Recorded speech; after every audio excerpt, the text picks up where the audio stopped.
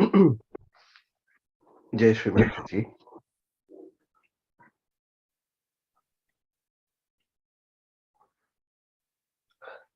Let us all bow down and put ourselves in Bandhan.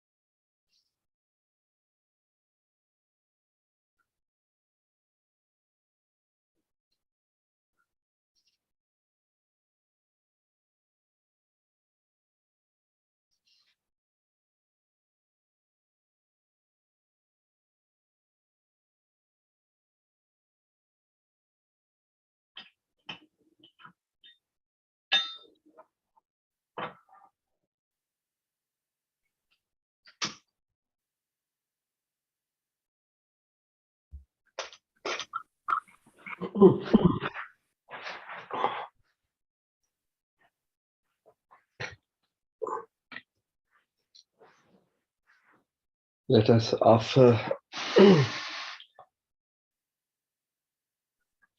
let's venerate Sri Ganesha by putting our attention on him and offering his name.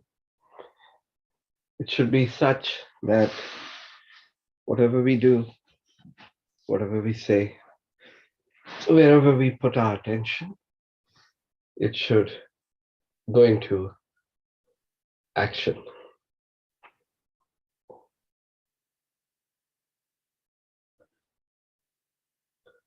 Sri Ganesha. Om Tvameva Sakshat Shri Ganesha Sakshat Shri Adi Shakti Shri Mataji Shri Nirmala Devai Namo Namaha.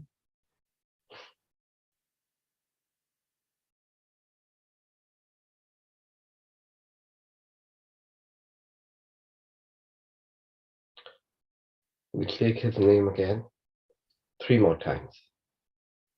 Om Tvameva Sakshat Shri Ganesha Sakshat Shri Adi Shakti Shri Mataji Shri Nirmala Devai Namo Namaha.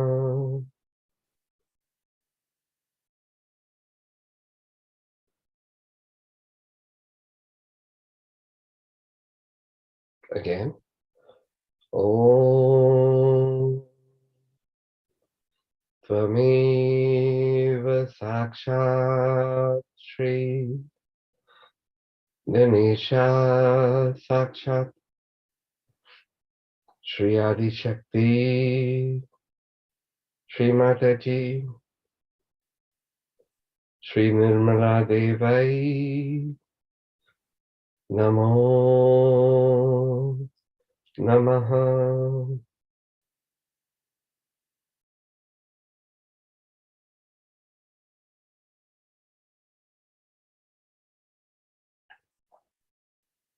And the last time. Om Tvameva Sakshat Shri Ganesha Sakshat Shri Adi Shakti Shri Mataji Shri Nirmala Devai Namo Namaha.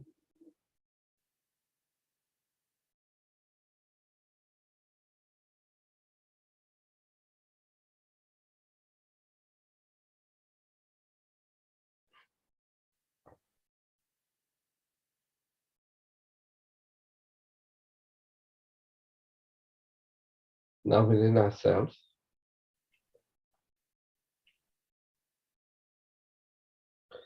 pay attention and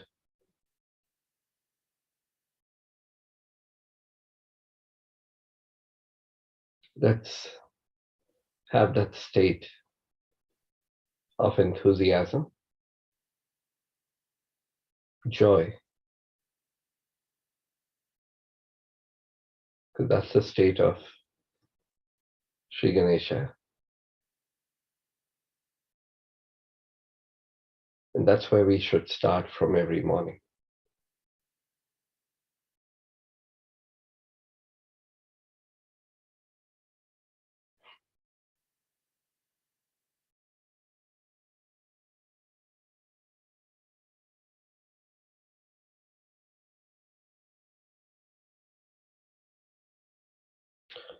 We will offer a simple prayer.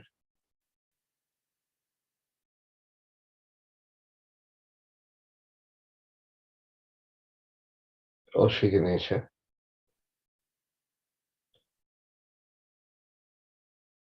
you're the source of everything.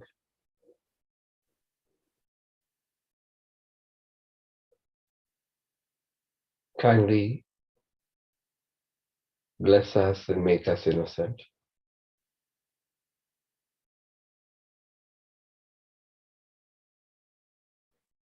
So that wherever we go, we become the source of innocence. We emit innocence.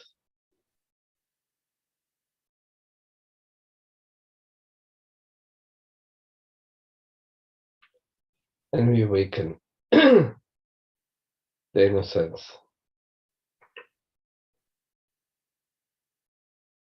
in others.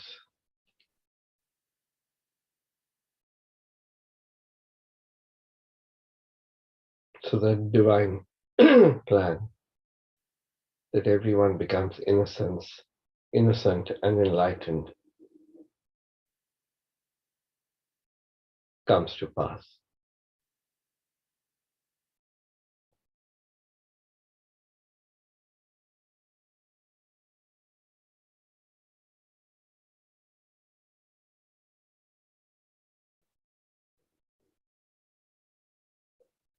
Shrimanti, by your grace,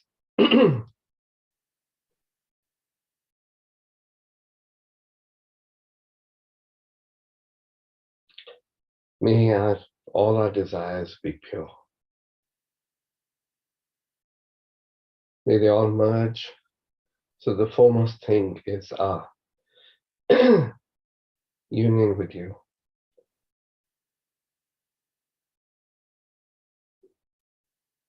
For all Satyogis, first and foremost and most important thing is our connection with you and our Father. Kindly bless us. So that this union is established within us.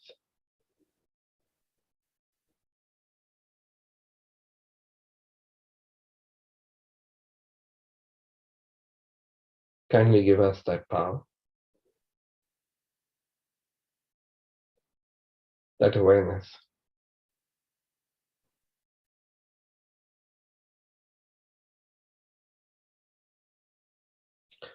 that all the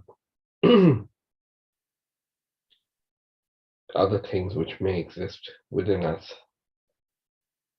by your grace, may they all be removed.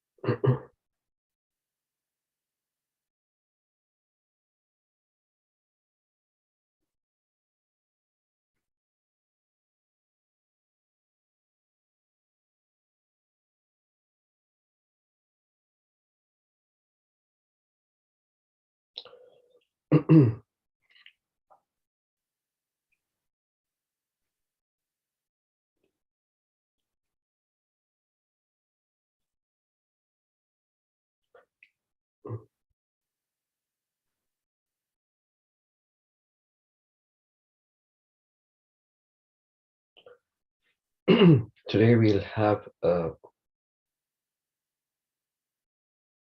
as part of the morning proceedings, we'll have a little workshop where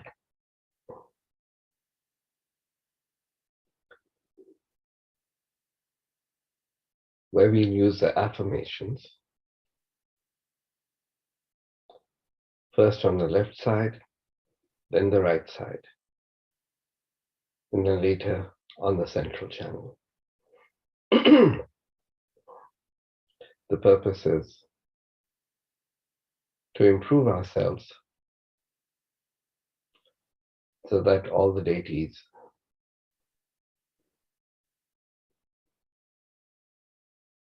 consider us worthy to be awakened, to be reflected within us,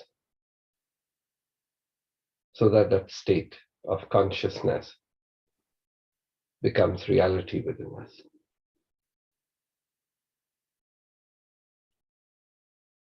So, first on the left side,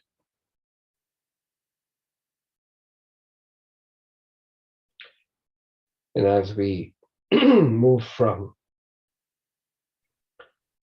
chakra to chakra,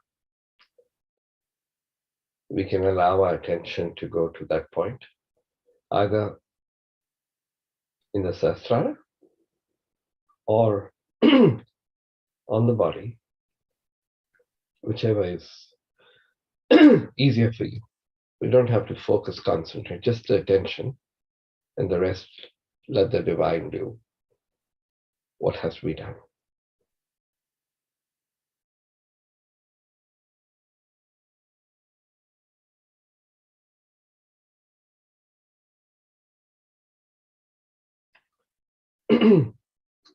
Left hand towards Shmandi's photograph, right hand on Mother Earth or towards Mother Earth, whichever way you may be seated.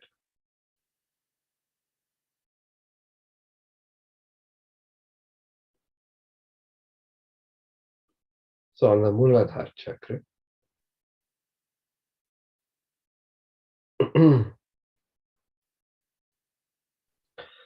the first affirmation,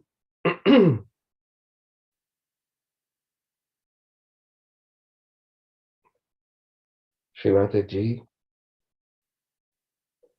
I'm the powerful innocence of a child.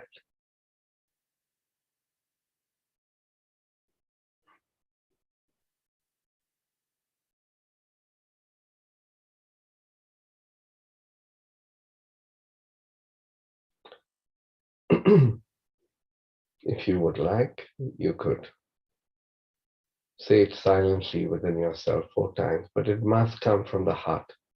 It cannot be repetitive like a parrot.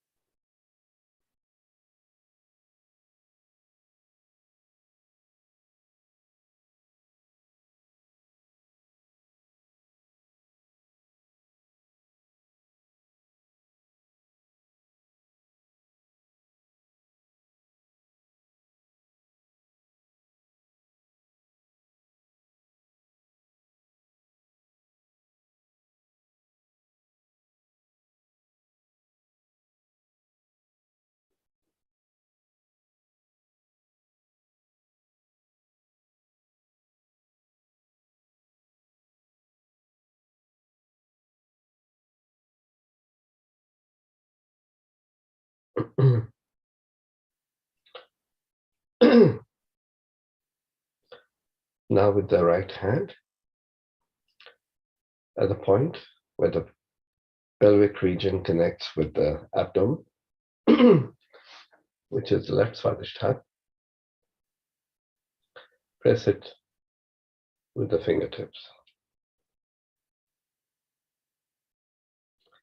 Here the affirmation is, Shrimadji, please give me the pure knowledge. Shrimadji, kindly establish the pure knowledge within me.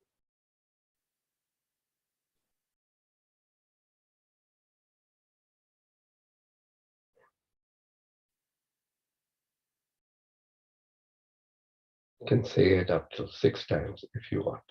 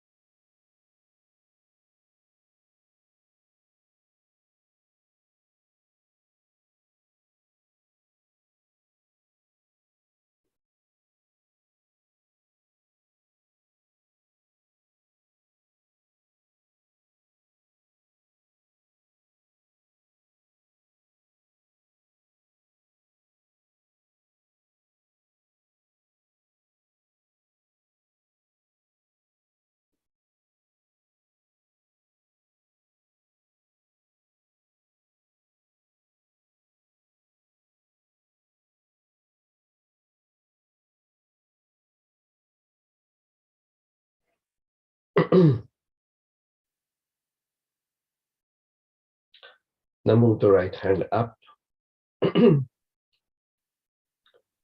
below the rib cage on the left side and press that with the fingers. In here,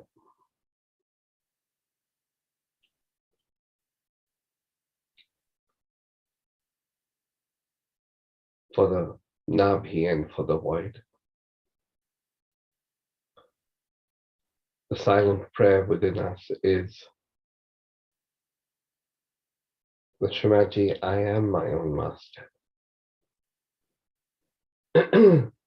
Say that with conviction, with humility, and believe that.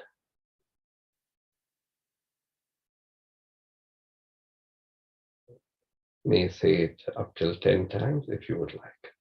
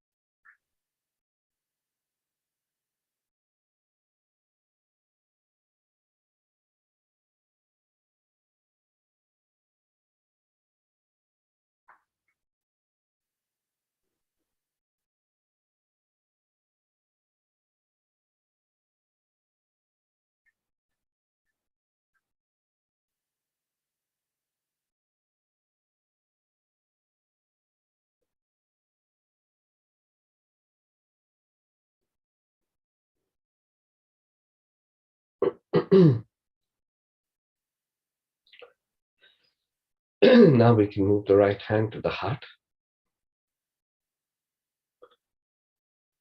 without tension on our heart, whether on the body or in the Sahasrara. Here the affirmation is, Shrimadji, I am the spirit.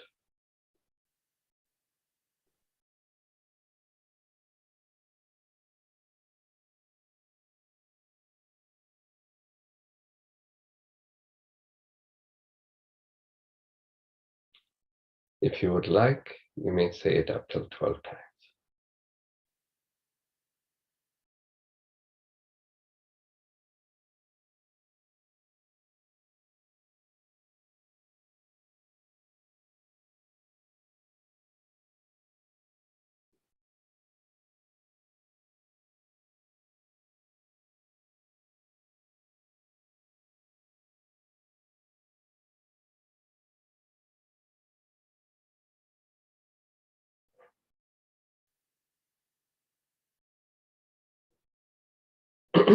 Left heart, as we know,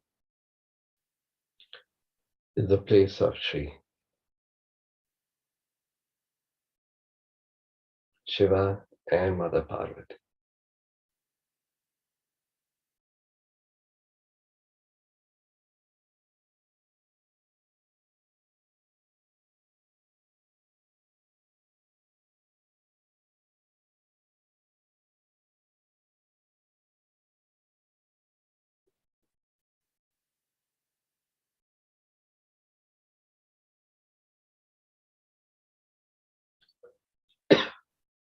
Now take the right hand to the corner of the neck and shoulder on the left hand side.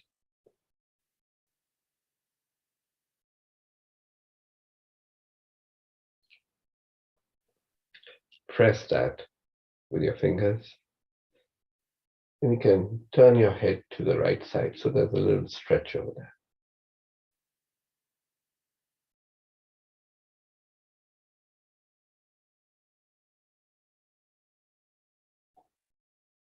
And here the affirmation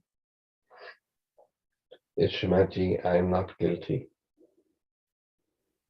as I am the spirit. How can I be guilty?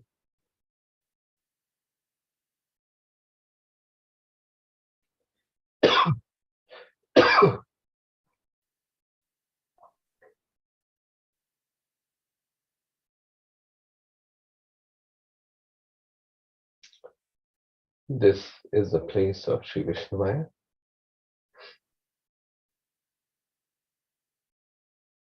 who we know is the thunder and lightning that we could see in the sky.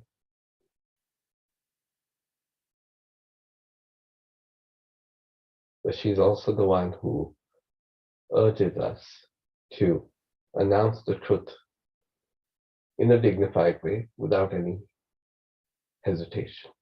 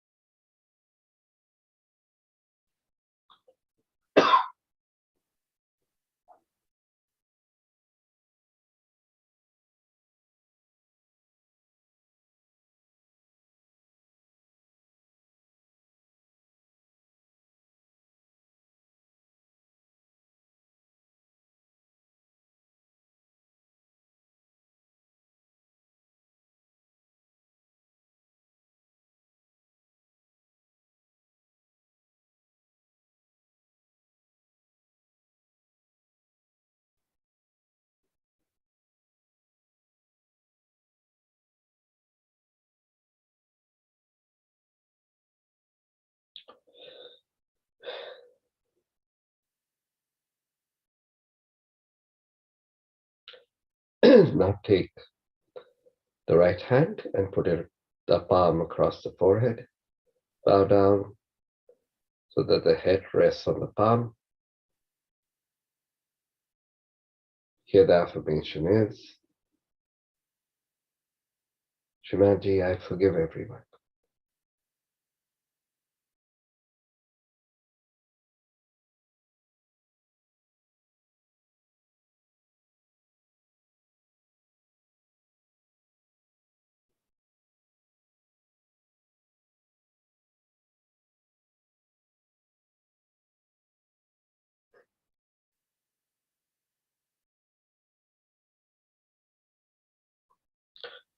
Now take the same right hand, put it at the back of the head, bend the head backwards so that it rests on the palm.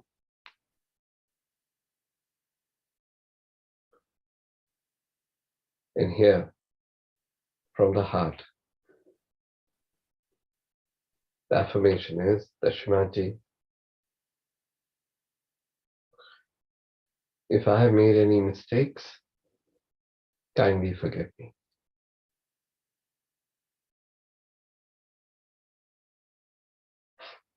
That humility should be there within us.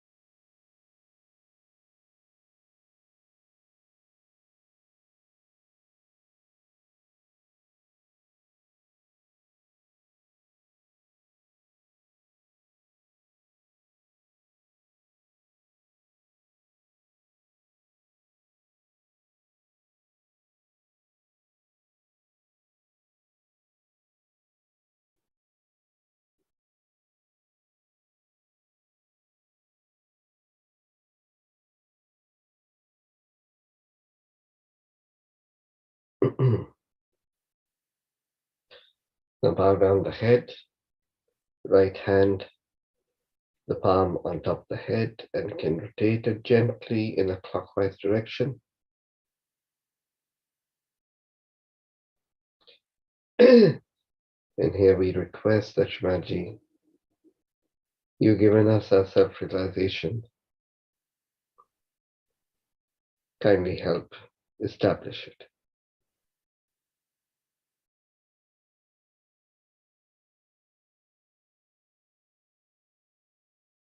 And we all know who the deity of the Sahasrara is.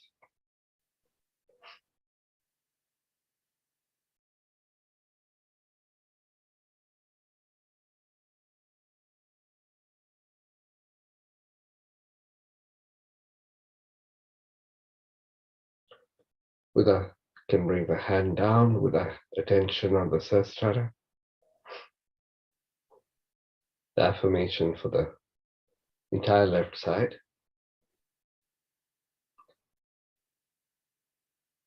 which is controlled by the Lalita chakra, which is, you could say, corresponding to the left shoulder blade.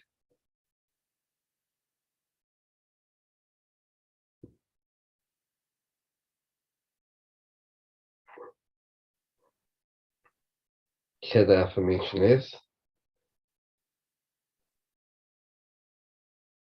Shrimadji, I'm fortunate to be under the protection of the Divine Mother.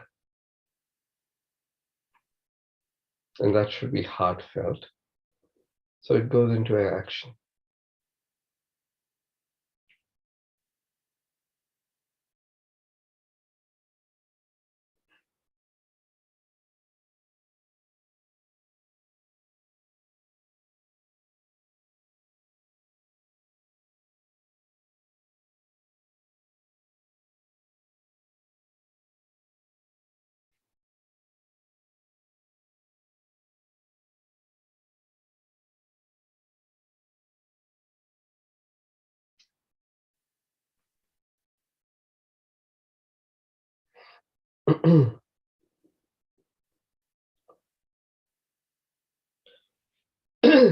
Now we'll work on the right side.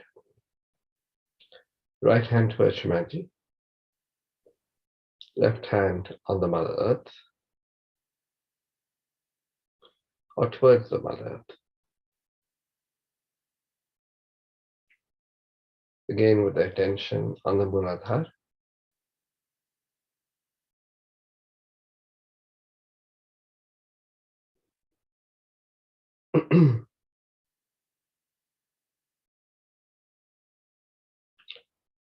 Shimaji Verli,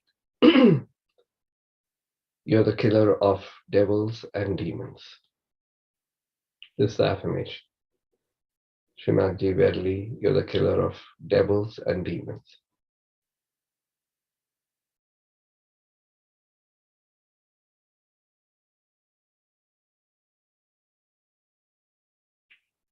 Shimaji Verli, destroy the demonic tendencies within me.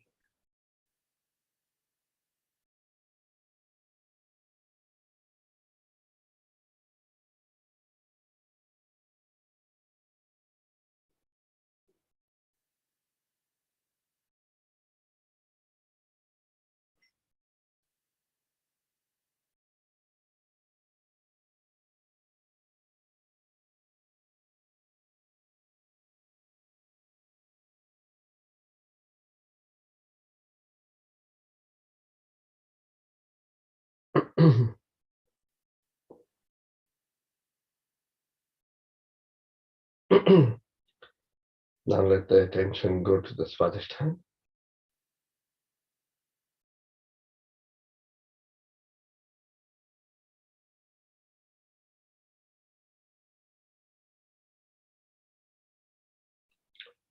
Here the attention, the deity on the right Swadhisthana is Sri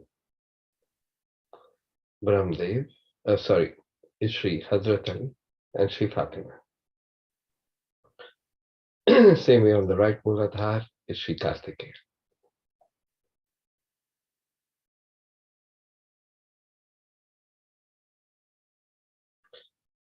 Here the affirmation is from the heart. Shimaji, I do not do anything. Verily, you're the doer and the enjoyer.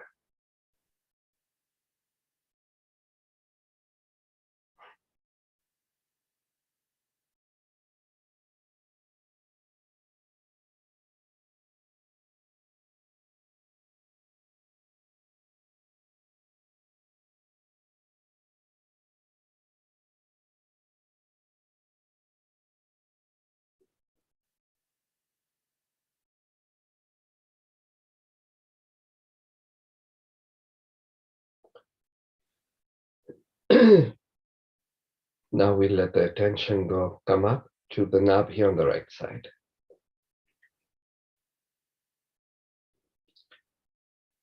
And on the right Nabhi is the place of Sri Rajya Lakshmi.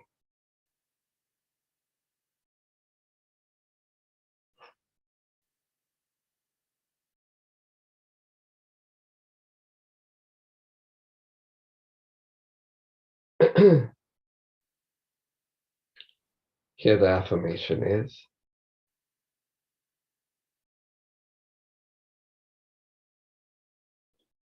Shimaji, verily, you're the royal dignity within me.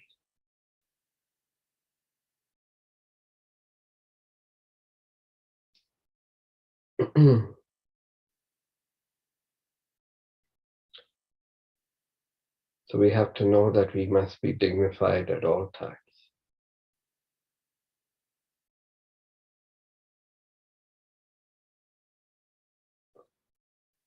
Shimaji, verily, you solve my money and family worries and take care of my well-being.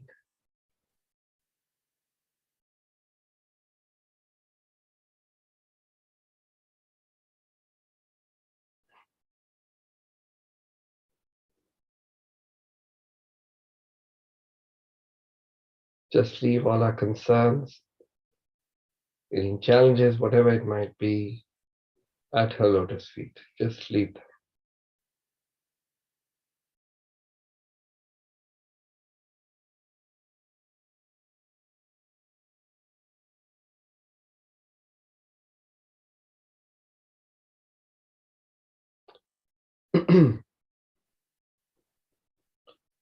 Now, the attention on the void, that's the abdomen. That's the place of the Guru.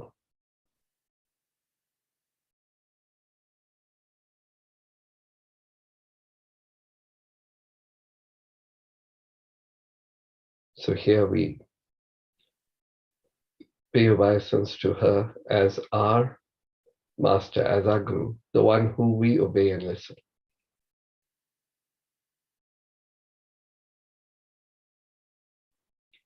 And the affirmation is, Shrimadji, verily you're my Guru, my master.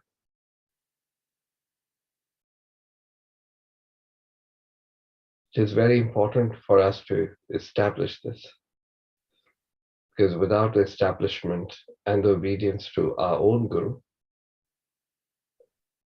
we cannot become our own Guru.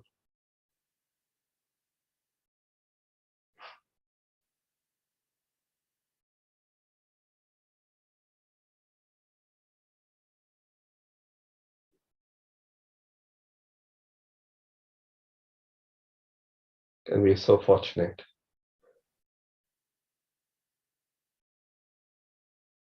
that our own Guru is God in totality, is Shripad Brahma.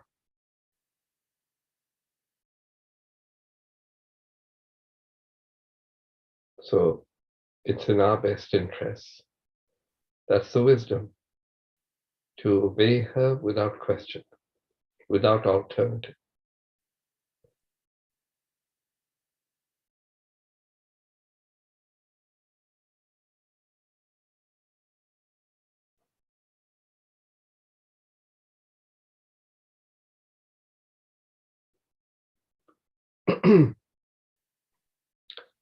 Now, let the attention go to the right heart, which is a place of Sri Ram, Maryada Purushottam Ram, and Mother Sita.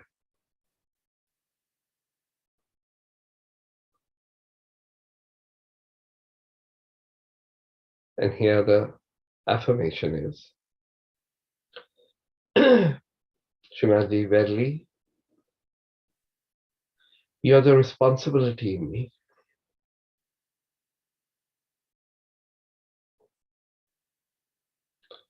And one of our responsibilities is responsibility of ourselves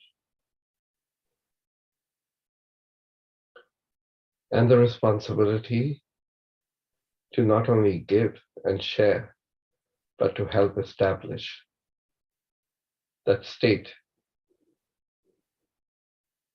of oneness with God in whoever else wants it.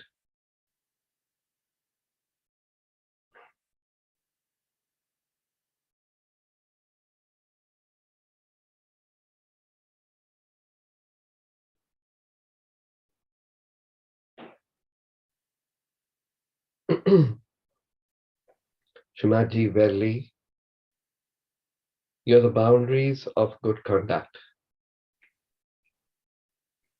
and the benevolence of a good father.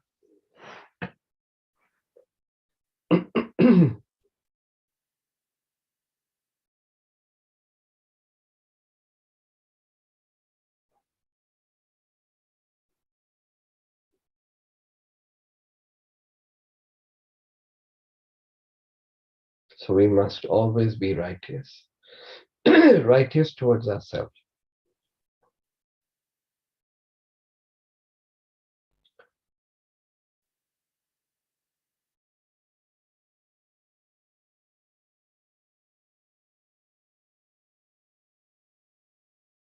And shoulder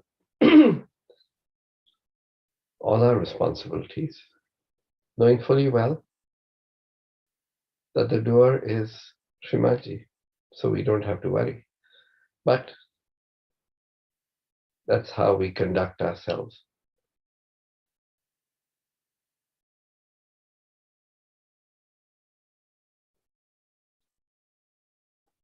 Now let the attention go to the Vishuddhi chakra on the right side,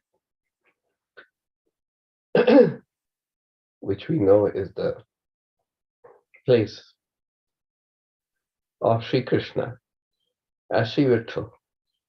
with his power, that is Mother Rukmani, and his foster mother, Sri Yashoda.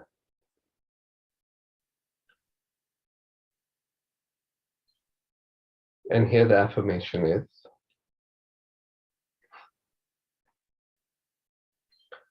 Shrimanji, verily you're the countenance of my words and deeds. Which basically is that whatever we say it sweetly.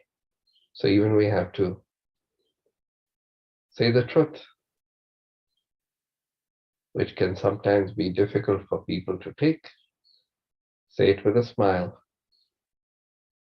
Say it sweetly.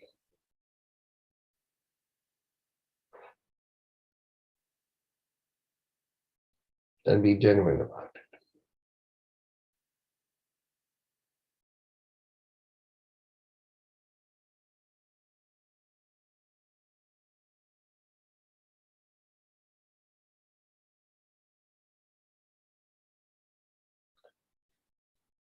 Now let's take the attention to the Agya Chakra. Agya Chakra, as you know, on the left side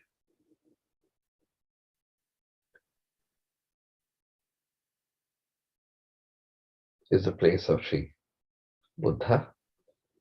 So the left corresponds to the right is Sri Buddha. And on the right temple, which corresponds to the left, is the place of Sri Mahavira. And in the center is Lord Christ. Also, the front Agya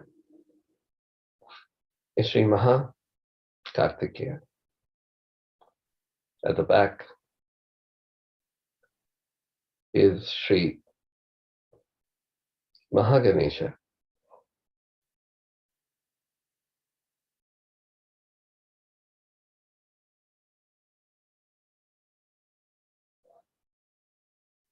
So here the affirmation is, and this should be genuine. Shrimanji, I forgive everyone and I forgive myself.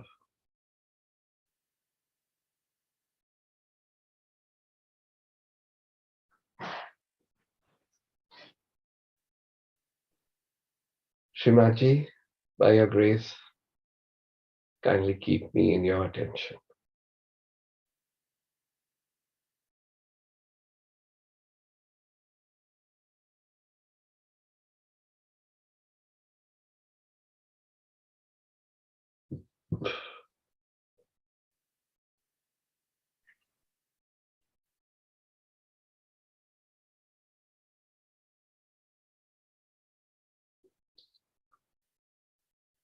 We should express that with full humility and surrender.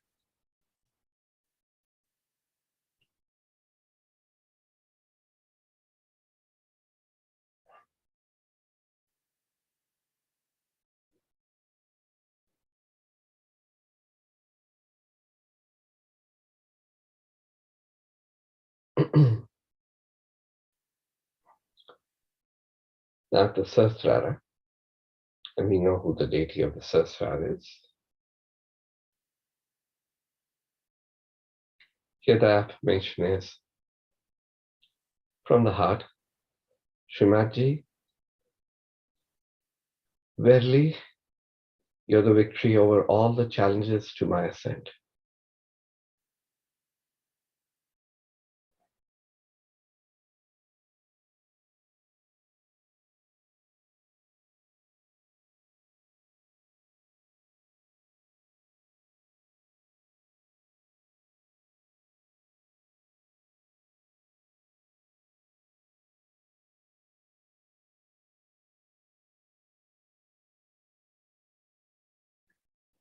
With attention still at the Sahasrara, let it go to the right shoulder blade. And this is the place of Sri Chakra. And here the affirmation is, Shimaji, verily, you are the Holy Spirit.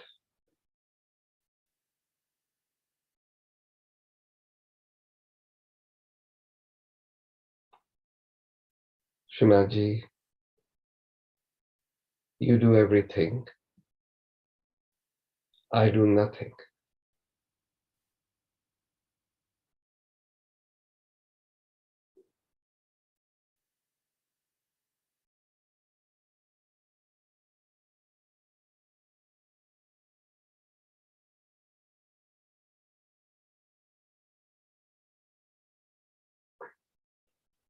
Let the attention stay at the top of the head, on the Sahasrara, at the lotus feet of Shimaji. All the deities, all the angels, all the great saints and sages, all the Ganas, all the realized souls are surrendered at her feet. And we should do the same.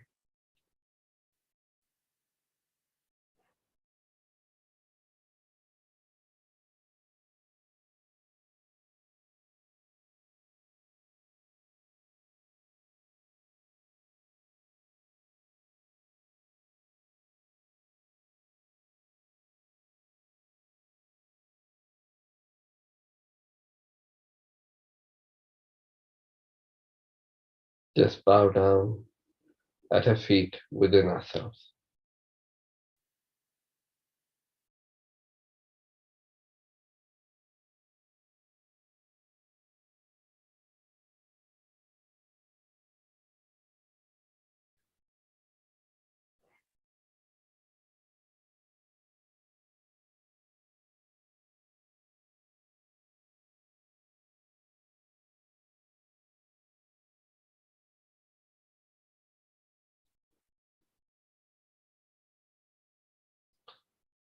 Jai Shimaji.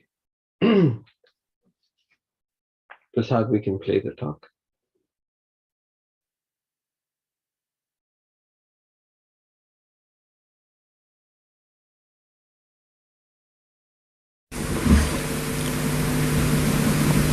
Everything in Sahaja Yoga is very scientific, is all pre-planned, I think, and is all significant. For example, today is Wednesday, and we have never had any puja on a Wednesday, because I was born on Wednesday. So I was thinking if the puja starts before 12 o'clock, we'll be able to manage it, because I was born at 12. So every child has to sleep after 12 o'clock. So I had to sleep. So it's so significant, you see. It's the first time we are having a puja on Wednesday. Normally I don't even travel on Wednesdays. So you can imagine that it's such a breakthrough, and I'm very happy that you all are ready for a puja, and that we could break this rule also after such a long time. Because it was impossible for me to keep awake after 12. So I was trying. And I knew that you all also feeling very sleepy.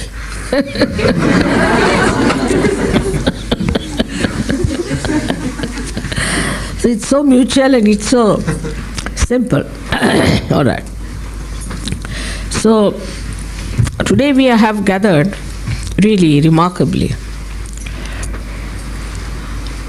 in the really center of the Nabhi of the universe. And I don't know how far I can go with the description of this great country, which we call as Greece. Also, in the Puranas is described as Manipure Dvipe. The Manipur is the Nabhi Chakra, Manipur. And a Dvip means the island.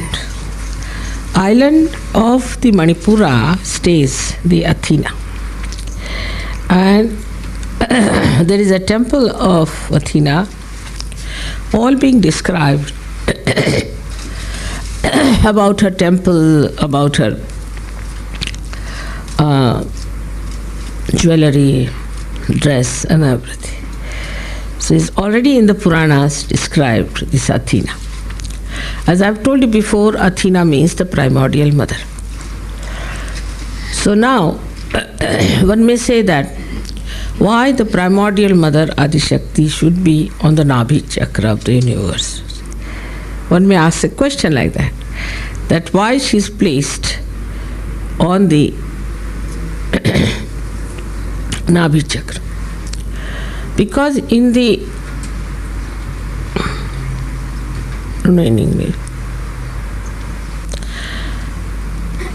before the creation was created in the material form, where it was planned,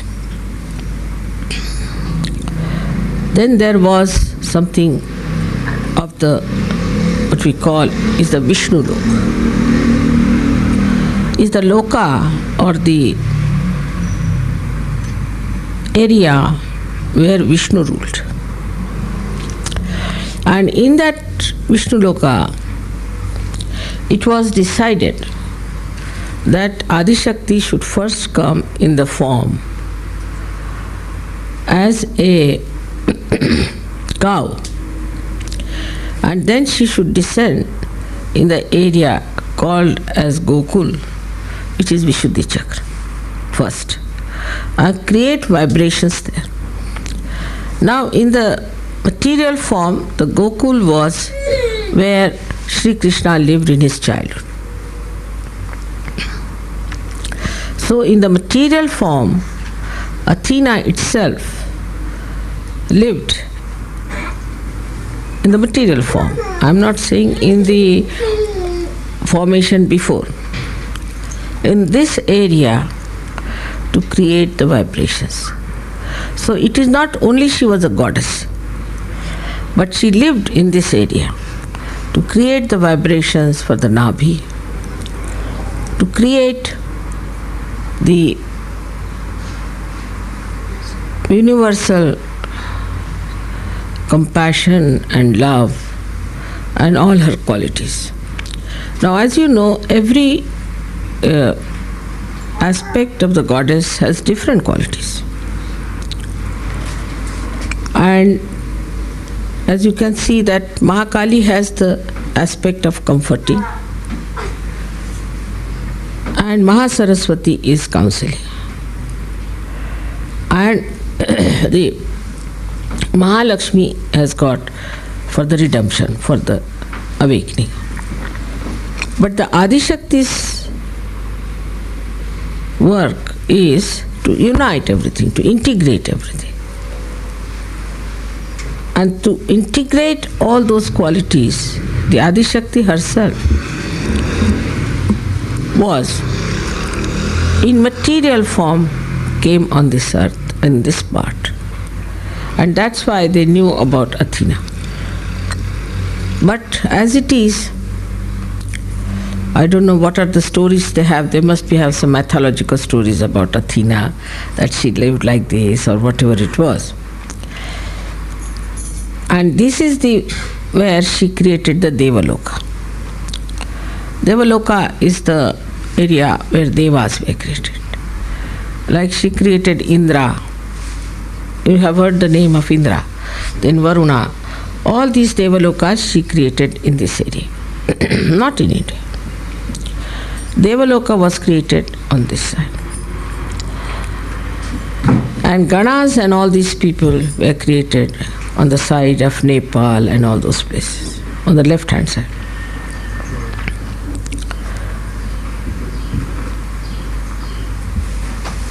Now, unfortunately, after Socrates, who came here in such a condition when people were really absolutely ignorant, in the complete darkness of ignorance, they could not understand him. They could not understand Socrates at all. And so, like any other primordial master was treated by the people who were surrounding him, he was also very much ill-treated and nobody listened to him. But of course, as you know, he was primordial master and his wisdom is well known. And he created out of him disciples, but none of them could go anywhere near his wisdom. And they started their own theories, own styles. And that's how we find the accent from the philosophy that was Socrates' aim gradually came into political and then into economic side. So the attention was moved from philosophy to economics today, not towards the philosophy which was established by Socrates. We can say Socrates was the one primordial master after Abraham and Moses who really made it very clear-cut understanding about spirituality.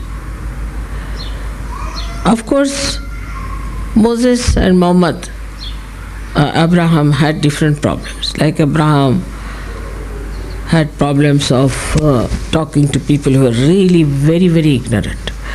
And Moses had problem with people who were very indulgent people.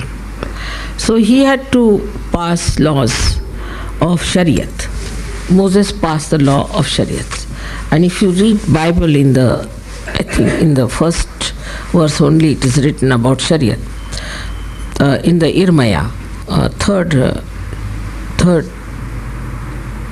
book of Bible, that Moses had to pass these laws, different laws, to make people follow religion precisely.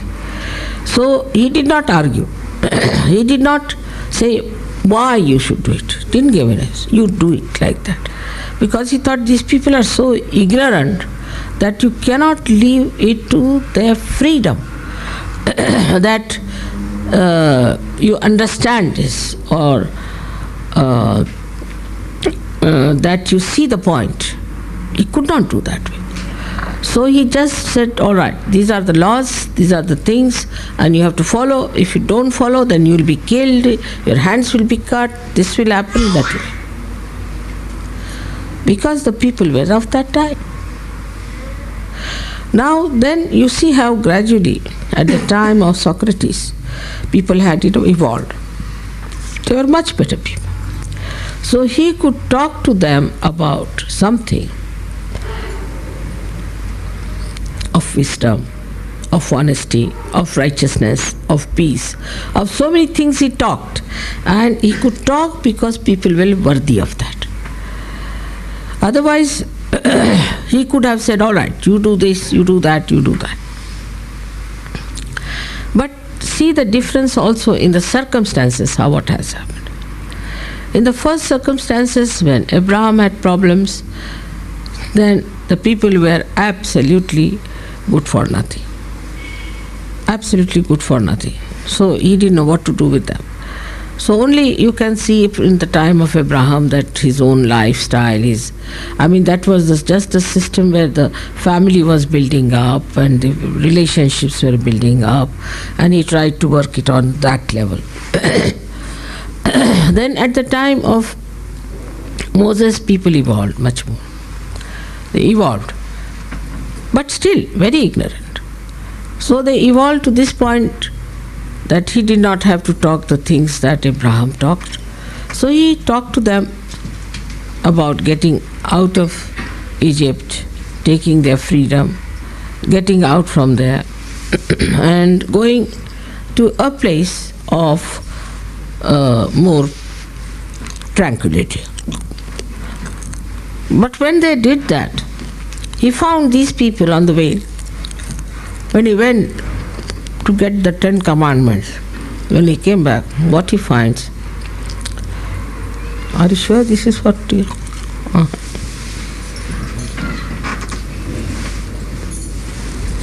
दूसरा ले आओ, must be somewhere. It's all right, it's upside down. I think people have issued this. He'll bring. So the people who were at the time of Moses, when he had gone to get the 10 Commandments, started indulging into very, very immoral character, extremely immoral character. They were very immoral and were doing such horrible things that nobody can believe that anybody who tried to escape from the Egyptians were worse than the Egyptians themselves. So he gave this Shariat to them to change.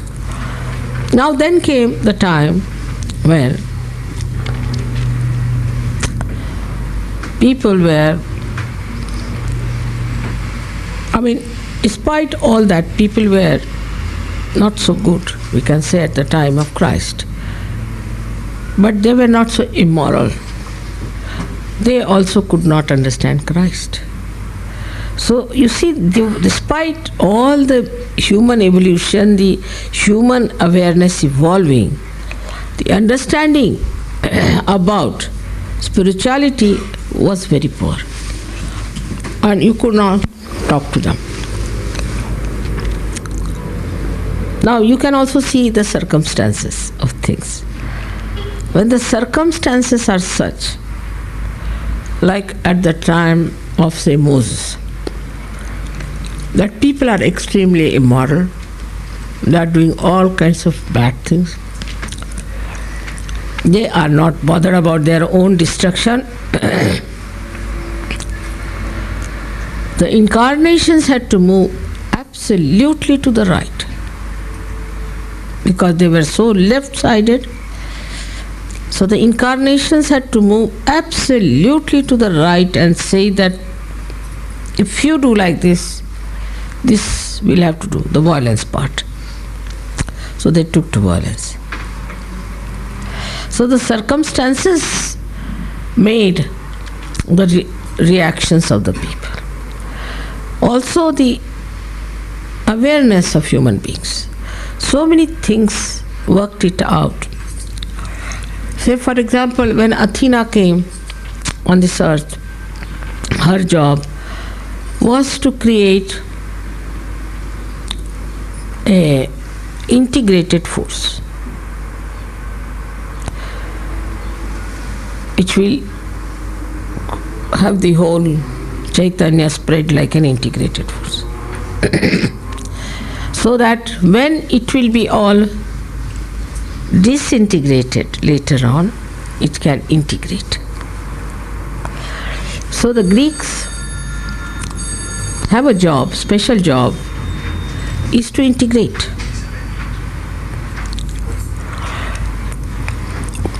You have to integrate people which are left-sided and right-sided. And that's what I asked him, what happened to Hitler. So they said that when they saw Hitler, though Hitler respected them, they resisted Hitler. You can see the significance. How he respected the Greeks. And despite that, they resisted him because they were given this special capacity.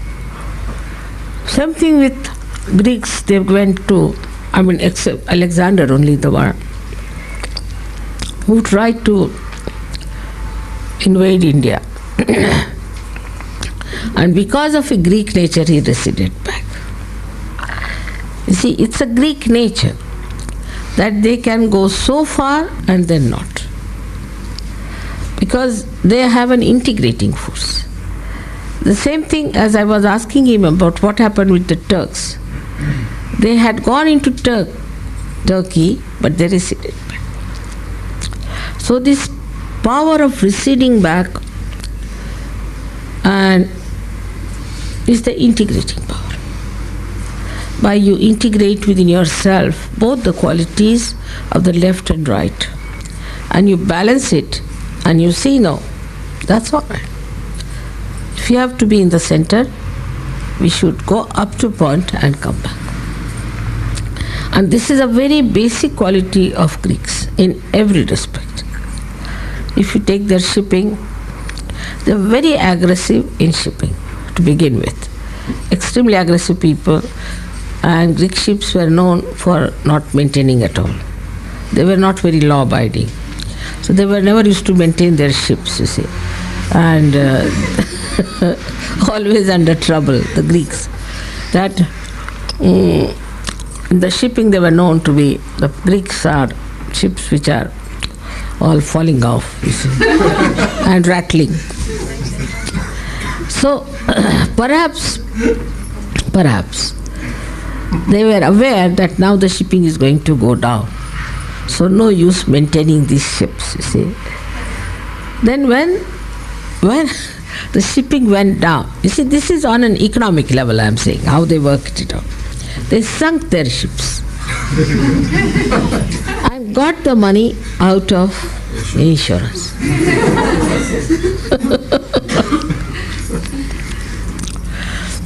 That is a typical Greek style of behavior. Is that they know already, it's a kind of a wisdom. They know that how far to go. Like we can see now, Onassis also married this mad woman, Kennedy's wife, because he must have realized that Kennedy never gave her any security, so he married her. All right, he married her up to a point, but most of his property went to his daughter, not to Mrs. Kennedy. This balance and this wisdom is a special Greek style of life. That's why you might say that they are not overdeveloped like Americans are. But now Americans are realized that they are idiots. But Greeks can never become idiots, whatever you may try. They are very sharp and very intelligent, but they know how far to go with everything. What is the reason for this? The Athena.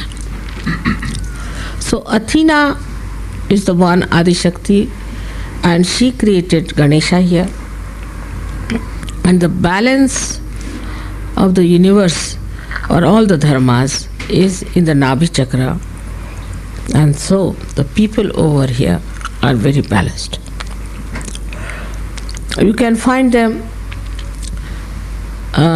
very in their language, in their styles, very deep.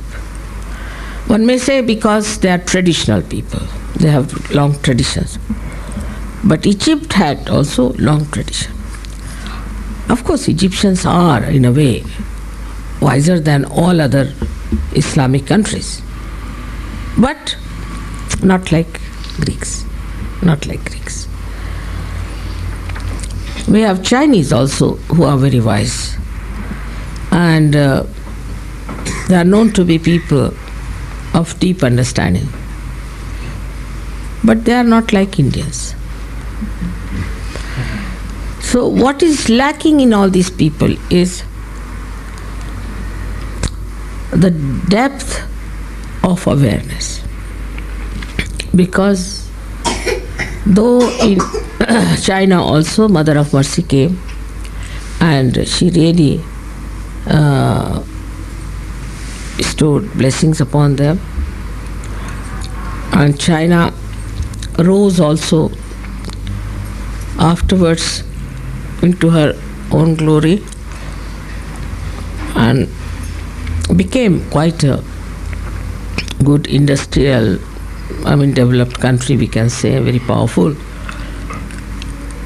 But still, that kind of regimentation could not be borne, because after all, Mother Mercy was there.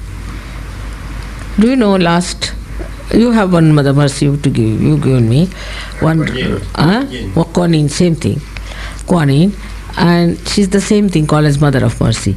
And the second one was given by Gregor recently. And you see what's happening in China now. So the effects of these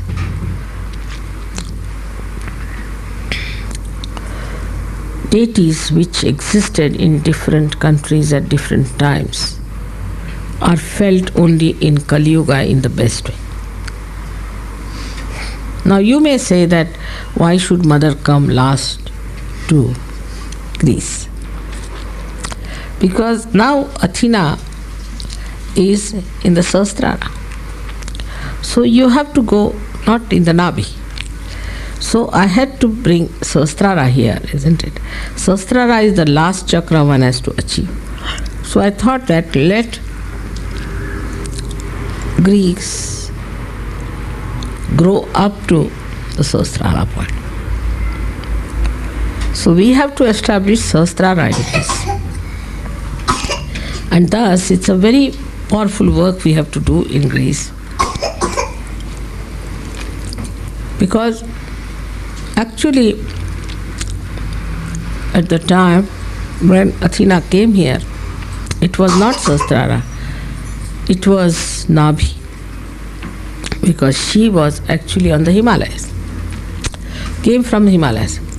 So now to bring Himalaya here, or to bring that purity in Greece, is a tremendous task. And we have very few such yogis. But you see the reaction of the gentleman who came, and we have formidable job because of these orthodox, most unorthodox. They have no orthodoxy about anything. So we have a problem, big problem, how we'll establish here. The Devaloka was formed here, and Devas were here, they rule here, no doubt.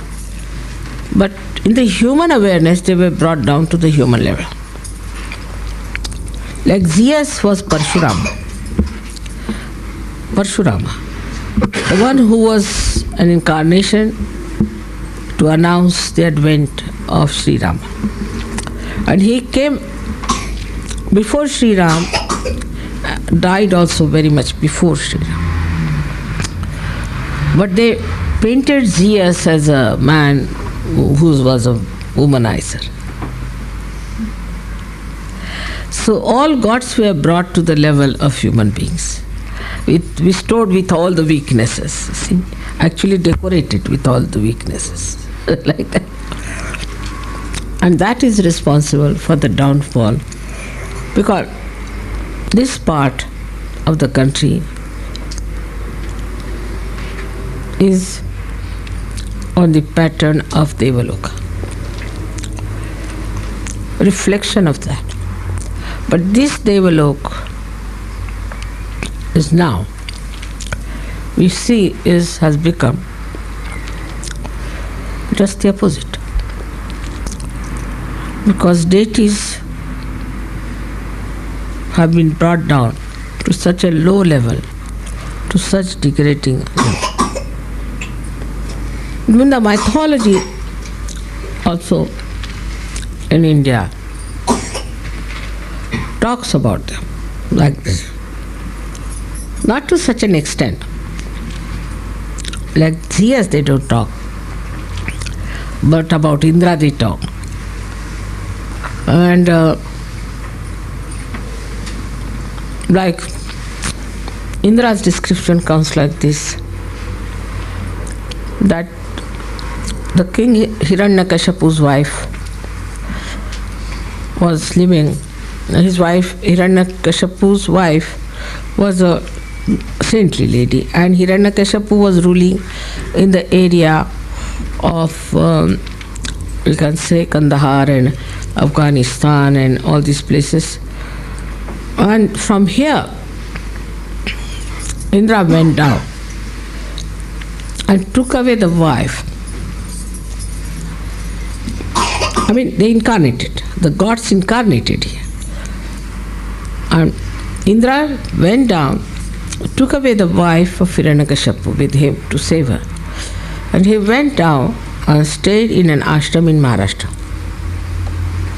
where there's a river flowing with my name, Neera. So now see how the combinations are. The Shandilya Muni, who was the guru of my family, That's why my Gotra is Shandilya. It was in his ashram he stayed. So the Muni Shandilya told that, see, this lady is a very pure lady, don't disturb her, and out of her will come a very great saint who will, by his own devotion, make the incarnation of Narasimha. You see the god Vishnu, which comes as the half, and he will kill this asura. Now, part of the Egypt was also ruled by the Hiranyakashipu. Part of the Egypt. See how significant everything is.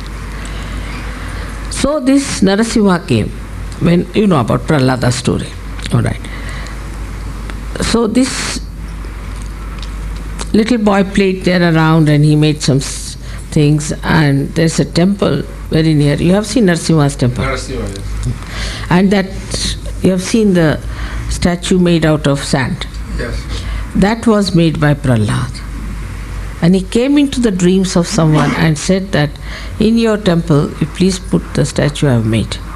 And they went round the Nira river and found it and put it there. So see the relationship, how it is. Now this Hiranyakashipu was killed by Narasimha. Narasimha, as you know, is the incarnation of Sri Vishnu. Because he had, the Hiranyakashipu had a blessing of Brahmadeva that not any animal can kill him, not any human being can kill him, not on the land or in the sky, and not with any weapon. All so many blessings he had taken. He had closed all the lines, see, so that nobody should kill him. But actually, he did not know there are ways and methods. So Sri Vishnu took the form of Narasimha. Is that he became the Simha, means the lion, and the lower portion of a man. And it so happened that Hiranyakashipu asked Prahlada, where is your God? He said, this is everywhere. So he said, all right, is he in this pillar? He said, yes, he is in this pillar also. So he hit the pillar. See, the pillar must have been the same style as you make Greek style, pillar of stone. So he knew that in the pillar, how can anybody be? It's a stone. He hit it, but the pillar broke, out of which came out Narasimha with long hands and claws. And he took that Hiranyakashipu and put him on his lap, because neither on the sky nor in the ground. And with his claws, because they were not weapons, he opened his stomach and killed him. So because he was also ruling in Egypt, the people of Egypt made they were Assyrians. Assyrians are asuras. They were the ones who were asuras. That's why they were called the Assyrians.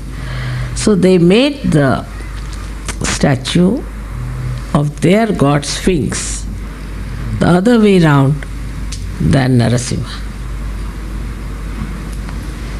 So the upper part of the Sphinx is that of man, and the lower part of that statue is that of lion.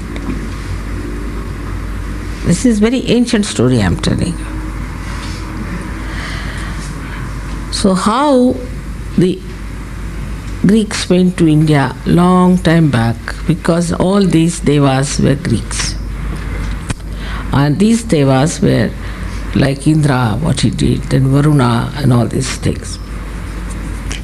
But I think because the whole idea got perverted, whole thing, they could not see the proper image of their of their faces in their meditation, because they perverted them, so they could not see. They saw perverted faces, they saw them nude, and that kind of thing, which was all their own imagination working, because they were indulging into all kinds of immoral things. So they made it absolutely what you call a very immoral type of relationships and things among them. So that was their own ideas, and they put it. But also as a result of that, they could never see the body or the faces of these devatas properly. So they made them more like, quite ugly looking faces they made. Like I saw Poseidon they have made here, which they gave it to my husband also. It's not at all like Varuna, I can tell you. So, and absolutely nude, it's so embarrassing. They gave it to my husband and he didn't know where to look, and I just started laughing because he's a very shy man, my husband. And he had to put it in his office, hidden somewhere, and it looks very funny. And he was saying, why not we use a kind of a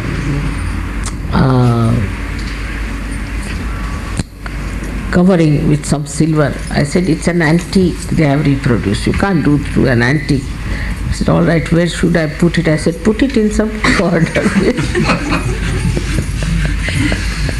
So with such expense they gave it. But my husband was quite upset about it, you see. Every time he sees this gentleman, he says, this gentleman is no good. All right. So then this part of the history is there. On that history stands the modern Greek. So if you see from Socrates to Christ, people had evolved, we think, but they also crucified Christ. So what was their evolution? Though, if you see what Christ preached and what Christ preached and Socrates preached, there is much difference. Because Socrates talked in parables, not openly, while Socrates talked in a very open way, in an open discussion, in an open understanding.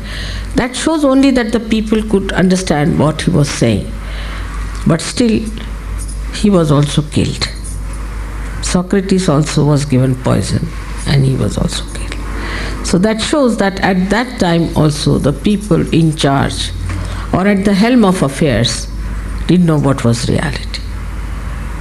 So now from Christ to Socrates and from Socrates to me, we can say this way, that we are talking about him. Though Socrates came in the year, how much BC he was? About 500 years before Christ. 500 before Christ.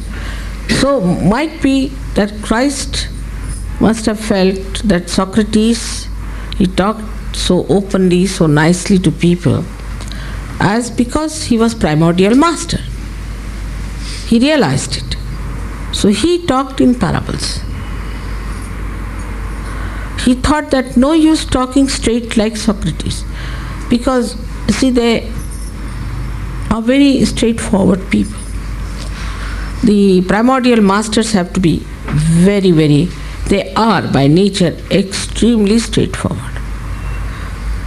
Even today's those who were real gurus, they would not accept any person. They would throw away. They would beat people. Even musicians in India, those who are great masters, they would beat their disciples if they played something wrong, like very harsh people. So it was all right for Socrates also to tell things very plain and simple and all that, but still he was killed. And then Christ, who was 500 years later, came. See, he saw the point that no use talking, because he came at Agya, talking in that way. If you tell somebody, don't do like this, even reason it out like Socrates did, he is the master of logic, you can call him. The whole logic system comes from him. He's a master of logic. But despite that, it did not appeal to the logic of the people who were at the helm of affairs. So they have no logic in their heads. You see, they are just rationalists. Rationality is blindness, but there's no logic. So because there is no logic, they killed him. And Christ understood that there is no logic with these people, so better talk to them in parables. So he talked to them in parables. But still they killed him. The authorities, they couldn't bear. They thought he's becoming very powerful, or whatever it was. The Jews themselves were very funny, and they did it. So in Sahaja Yoga, what I decided that at least I should give realization to people first. And then I can talk to them whatever I like. Now I'm talking to you everything and you are understanding it because you are realized souls. But I cannot talk this to an ordinary person. So we have two types of people, one who are Sahajogis and one who are not. Of course there are some Sahajogis who are not very worthy of this, I agree. And they may just go back or something. But you can become worthy of understanding all this knowledge because your Kundalini can make you so capable and your Sahasrara are so good that you can absorb what I am saying and can logically see what I am saying is true. And you can also verify it, whether it is true or not. So this stage of yours, I think, is the highest stage of awareness, where collectively you are understanding me. The situation is not so bad as that was even at the time of Christ. Before that, of Socrates' time, I think he was the only wise man going around. There was nobody else seems to have any wisdom. Even his disciples, you see, like Plato, he went off his head. Then Aristotle went off his head. Both of them really were tried to have their own arbitrary additions, which were all absolutely. But he talked absolutely, Socrates talked absolutely about gods and everything and talked so openly.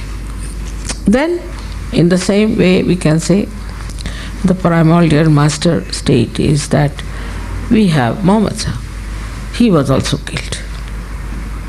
He was also killed because he told the truth. Then came Nanaka. He was not killed, but nobody bothered about him. And the people who really follow him are just in the opposite direction. Supposing he was saying, come this way, so they are going in that way. You find even same thing with Christ. If Christ said, come this way, the Christians are going that way. Every religion is just the same. Same with Krishna's Gita. Those who preach Gita are just, if Krishna is standing here and saying, come this way, Gita is saying, they are preaching Gita, going down, taking people downward. So it is common with all religions that they have always used the name of prophets and of all the incarnations just to make money and to take everybody to hell, straightforward march to hell. See, so now those who are alert about it and those who have seen it, that this is all nonsense, are in Sahaja Yoga. And Sahaja Yogis can't do that because they have come quite a long way now on this side. So they are going to pull out many others to that side instead of going themselves down. So this is the situation today. And that's why I say Greece is a very wonderful area where we can work it out. If Athena could be awakened here, this place could be of very great help to us. Now there are very balanced Greek people. They have great sense of art because of right side Swadhisthana. Also, they have lots of qualities of understanding the worthlessness of too much indulgences and all that. It is so.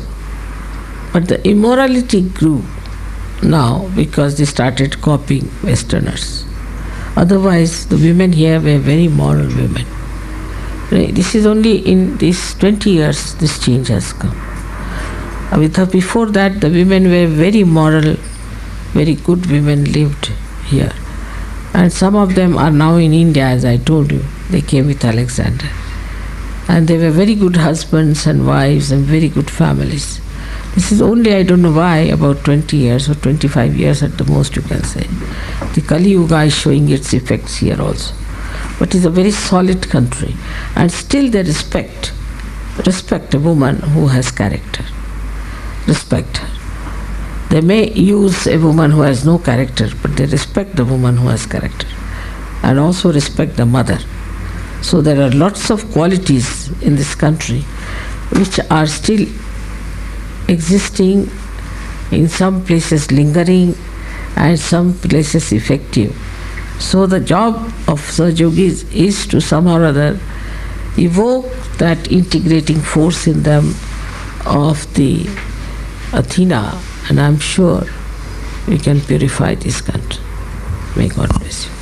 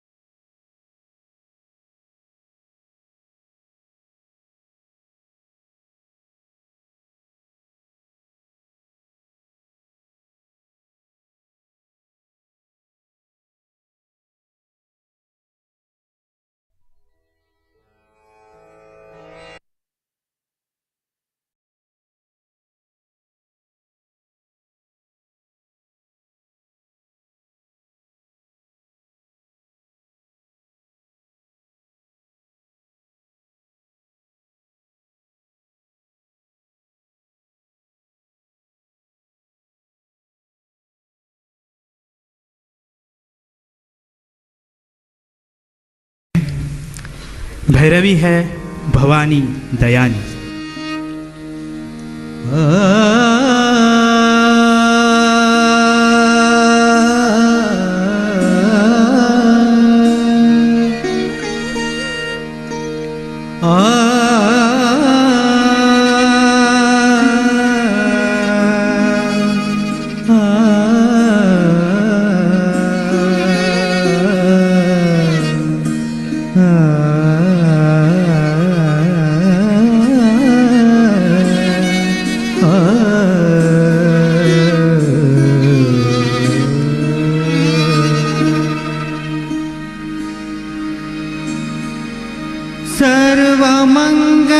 सर्वमङ्गलमाङ्गल्ये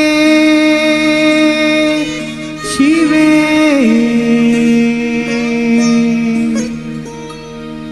सर्वार्थ साधिके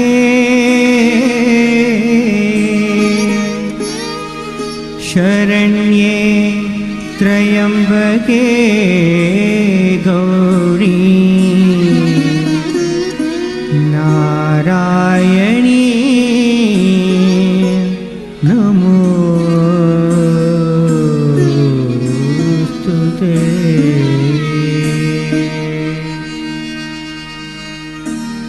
ब्रह्मरूपे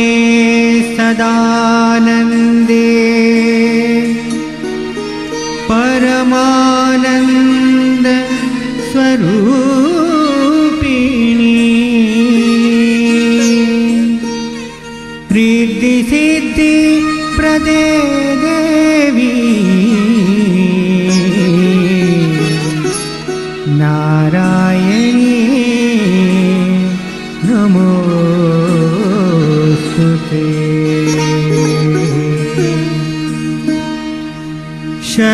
शरणागत दीनार्थ परित्राण परायणे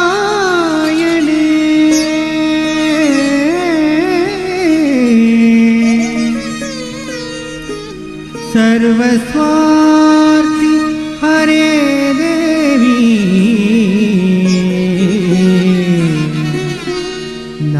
नारायणी नारायणी नारायणी नमोस्तुते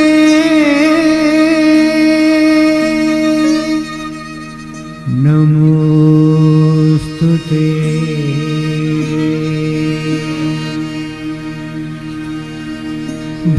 भवानी भवानी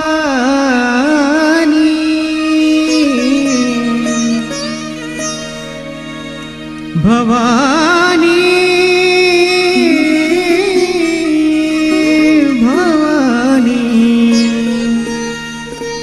दयानी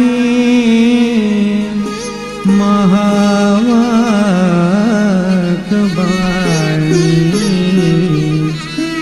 सुरनर मुनिज्ञानी भवानी दयानी भवानी दयानी भवानी दयानी भवानी भवानी भवानी दयानी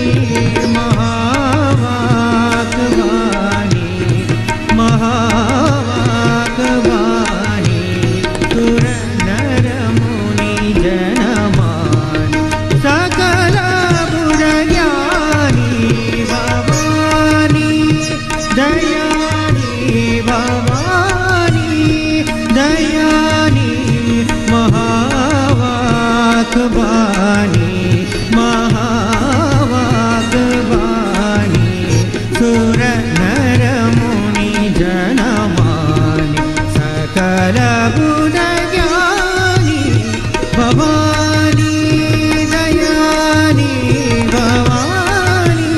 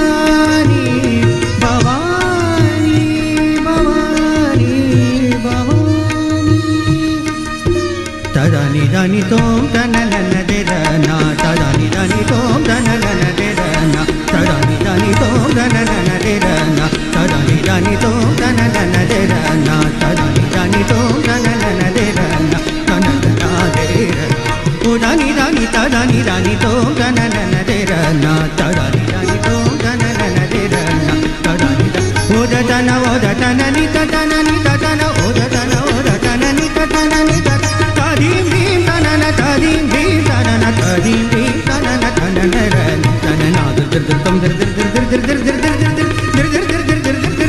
dir dir dir tani da dina kanagda randa kadda takka dina kranda tadani dani tom tanana derana tadani dani tom tanana derana tanana derana udani dani tadani dani tom tanana derana tadani udatana ni tadana ni tadana udatana ni tadana ni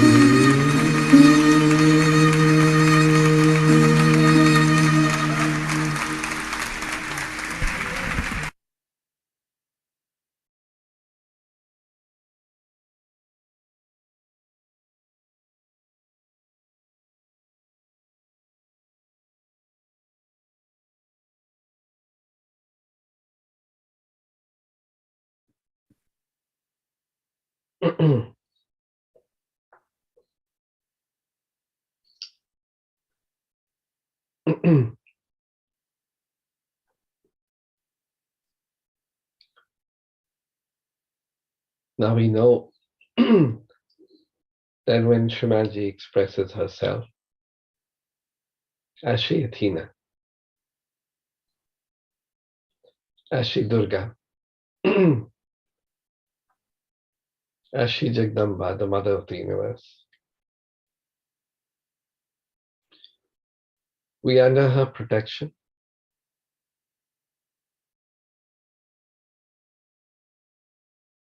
And in the hands of Shri Athena, there's a snake, which signifies our own Kundalini. So even our realization, of course, is her blessing. But the state of awareness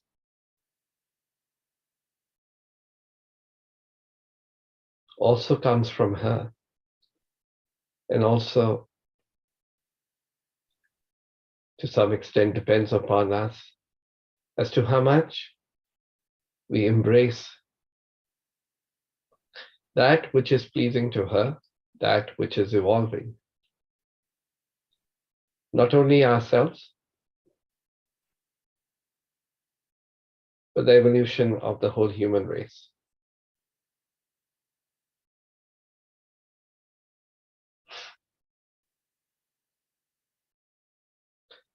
So here, putting our attention on Shrimanji as Shri Athena in the Sahasrara.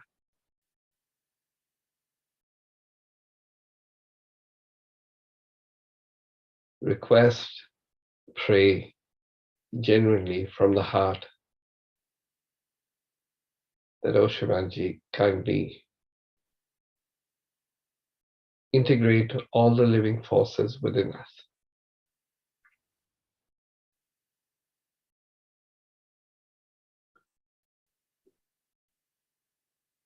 So that we manifest as worthy channels.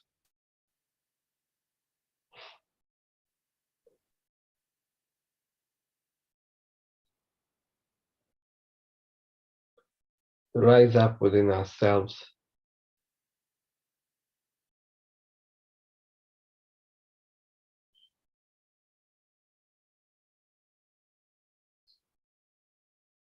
become like a rain cloud of vibrations which pour the joy and the bliss of the divine on everyone. That's the state of a Sahaja Yogi.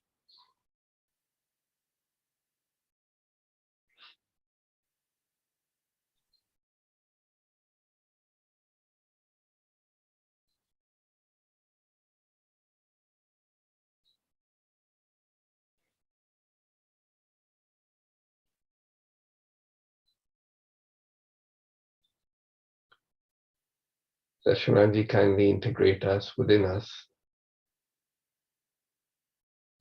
and then integrate the whole universe.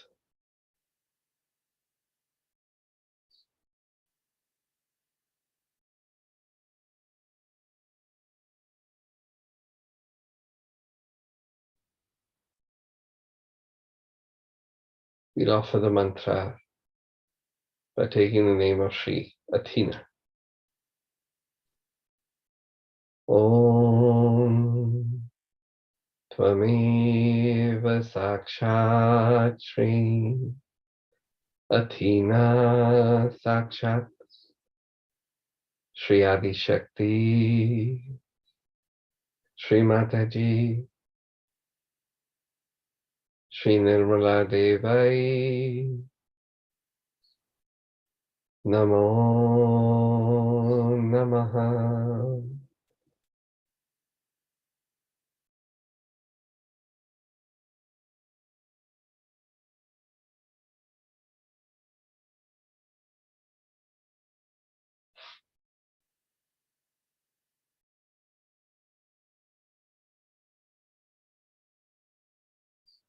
Also from the heart,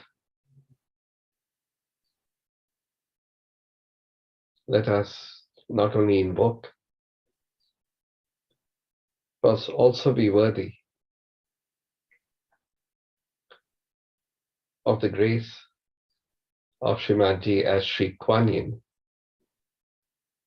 the Mother of Mercy. Sri Kuan Yin. Om Tvameva Sakshat Shri Kuan Yin Sakshat Shri Adi Shakti Shri Mataji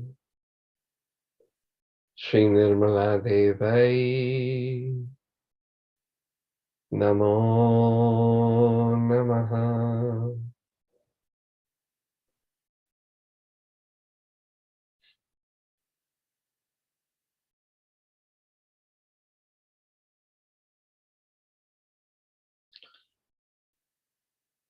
Earlier we worked on the left and right.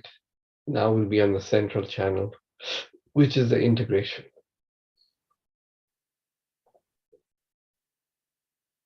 All these states have to be established in us, not just talked of.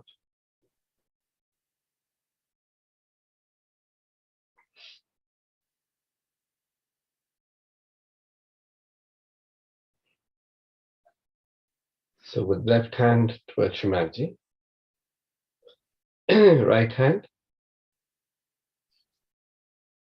can we put on the chakra as we take the affirmations on the central channel. So the first one is Muladhara. Now we are at the Sahasrara, so you can put at the back of the head. right at that knot at the base of the skull. That's the Muladhara.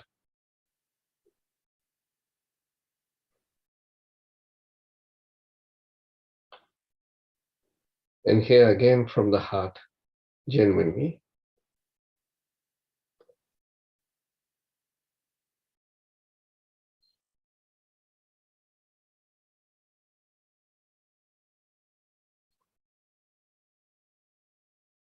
so the first one, Shivaji, by your grace, make me innocent.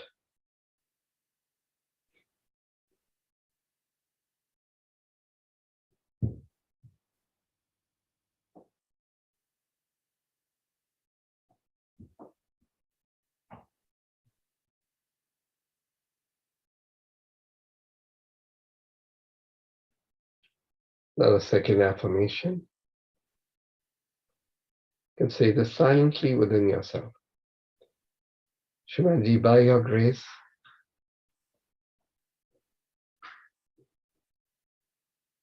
make us wise and humble.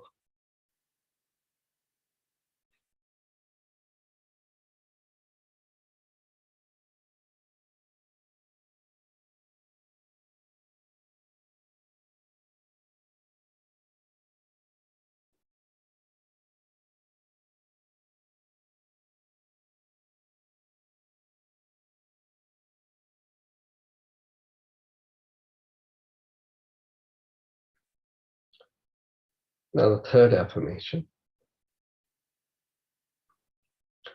Shivaji, by your grace, let me speak and act auspiciously.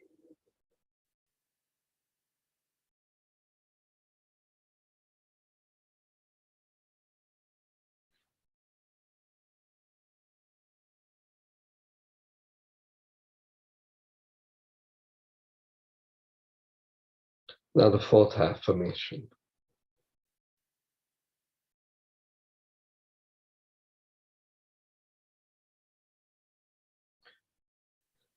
Shivaji, by your grace,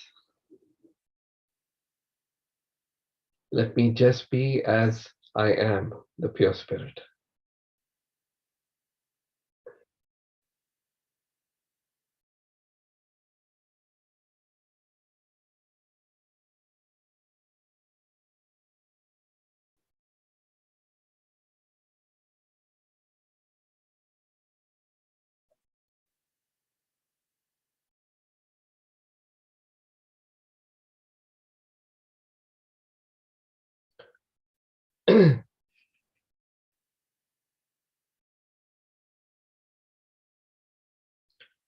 Can raise the hand slightly higher above that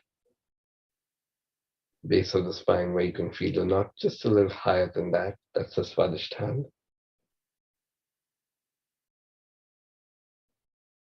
Here the affirmation is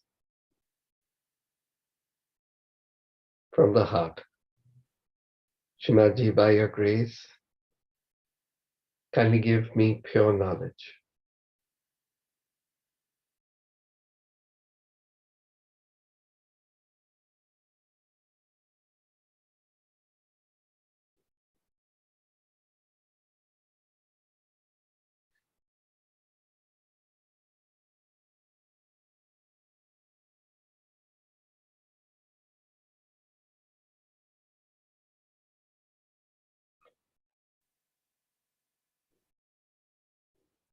Shivaji, by your grace,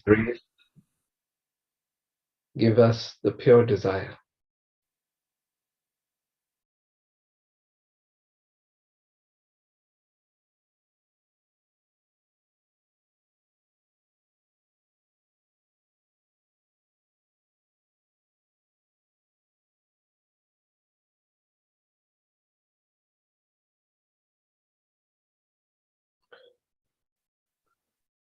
Shivaji, by your grace, may this innocence and pure knowledge permeate into the universe, into human hearts, so that they desire their own innocence.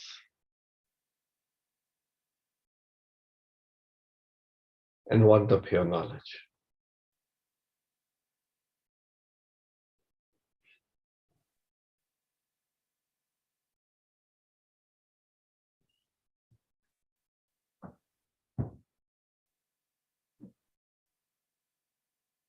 We should be fully aware that we are like instruments of the divine, the modems through which the divine energy works. So we have to work on perfecting ourselves so that this work manifests.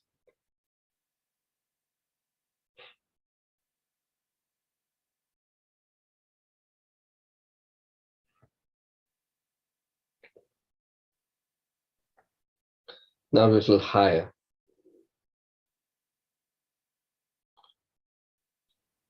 Where sometimes in people you see the bald spot still at the back of the head. That's a nabi.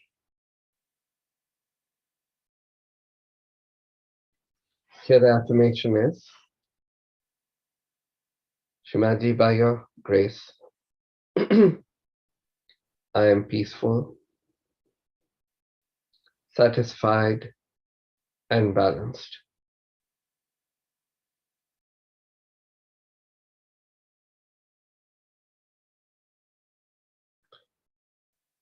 May the genuine peace permeate into human hearts, into human brains,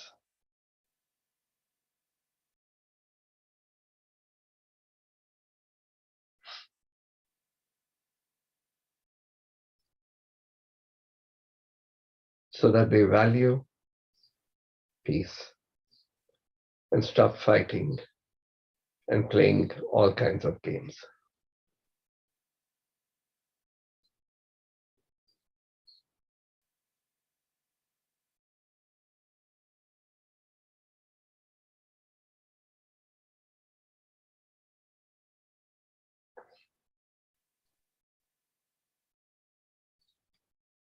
Still at the Nabhi. The next affirmation.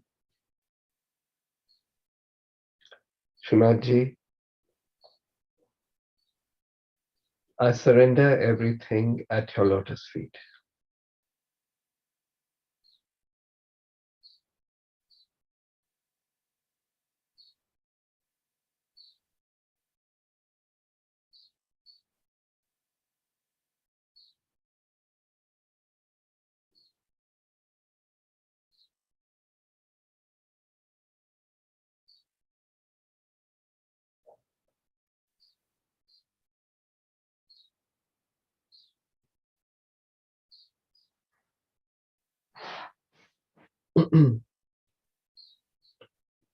And the next and final one at the Nabi.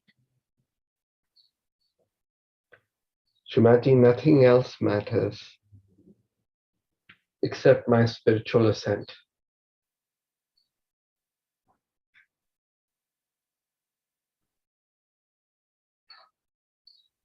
And the spiritual ascent of Satyajis, the ones you have blessed. Maybe we all become blessings and channels for your divine work, which is also our work.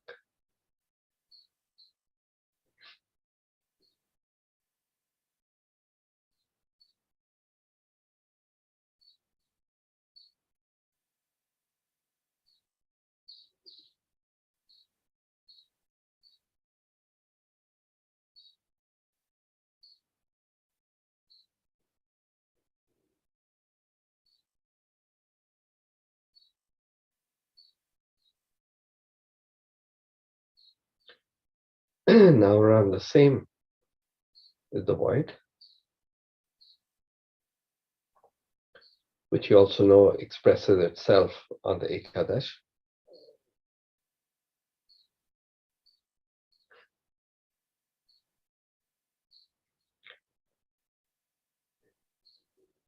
Here the affirmation is,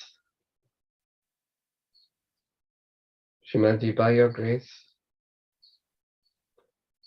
make me my own Guru. Make me my own master.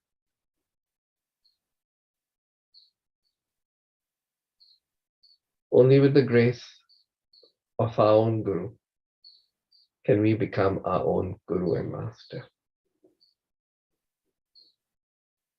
Let us humble down and accept and behave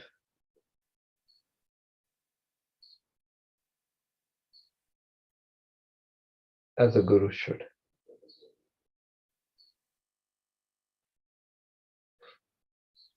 That's a state.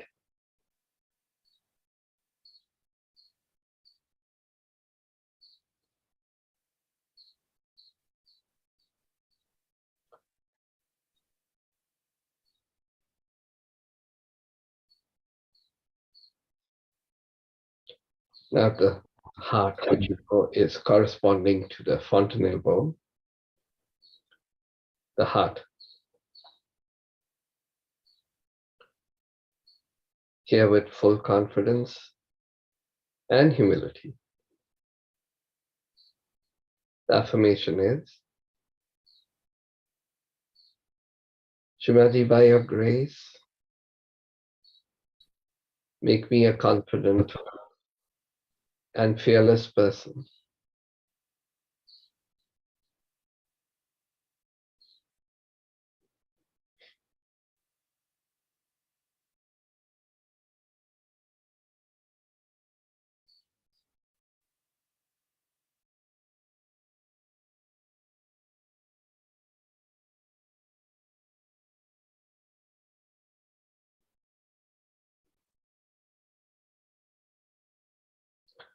Now the Vishuddhi, which is above the Agya, could say the middle of the hairline.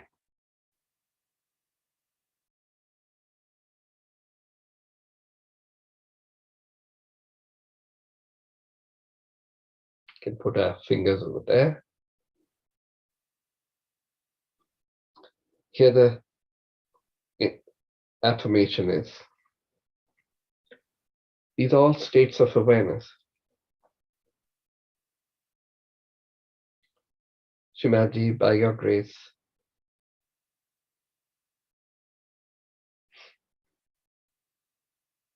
please make us the detached witnesses. Please make us a detached witness. Somebody who can just watch the play and not be involved. No reactions.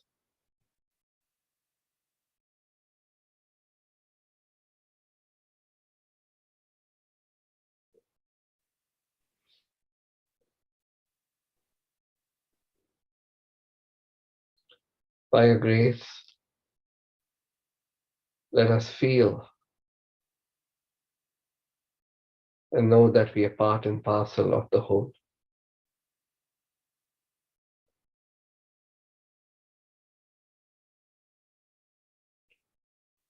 We are part of this whole, and everything is part of us.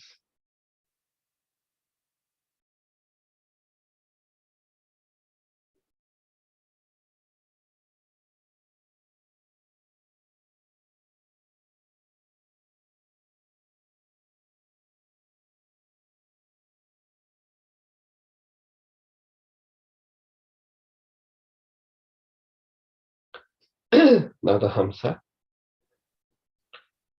because this is a place where the left, right, and the center channels pass. It's right above the nose between the two brows. You can press that.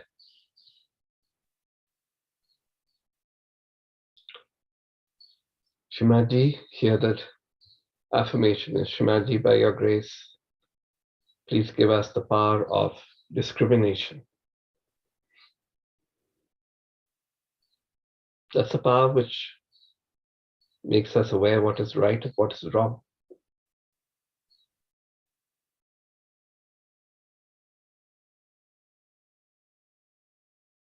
Gives us the awareness of how far to go with anything.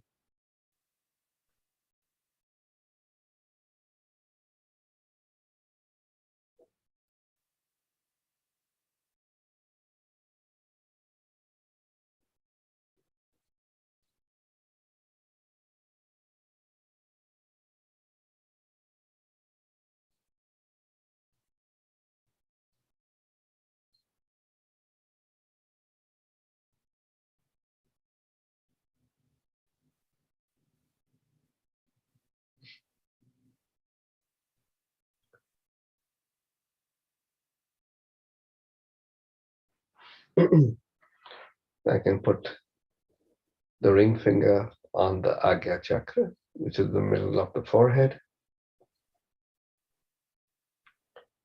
In here, the affirmation is,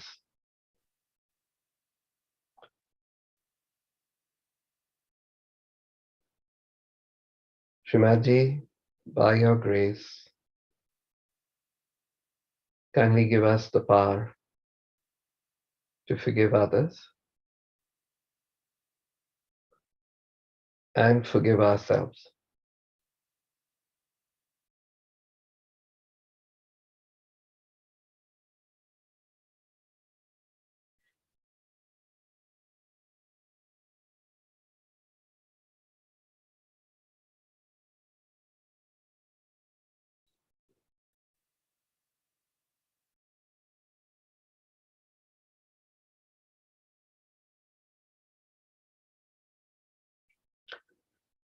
Shimaji, by your grace, kindly give us humility. Make us humble people.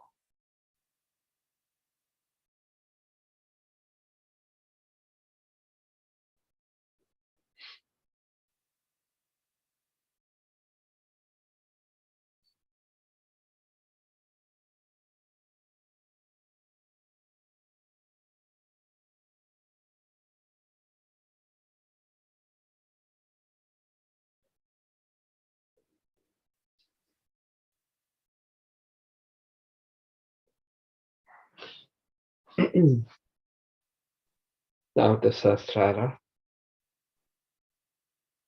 bowing down at her feet within ourselves, with a full awareness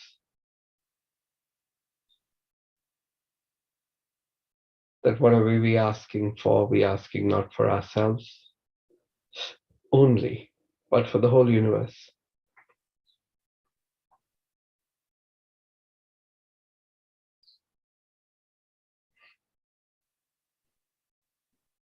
Shimaji, by your grace,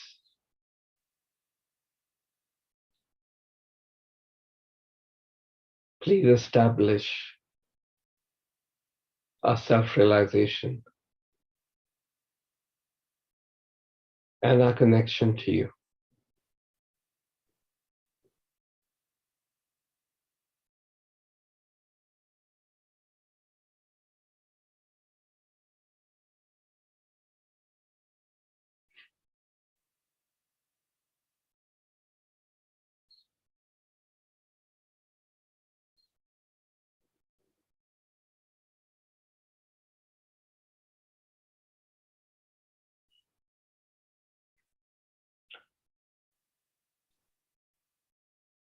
Now the next one. Shimaji, by your grace,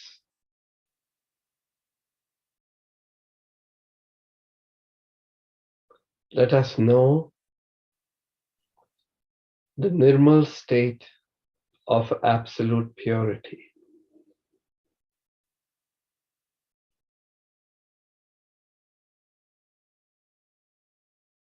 Let us become absolutely pure, your Nirmalites.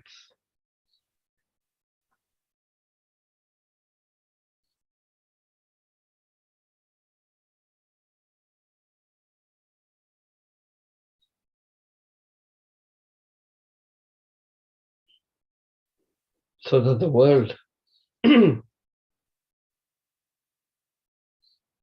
all people get this awareness that they need to purify so that they know the love of the divine, the bliss of the divine, the joy of the divine.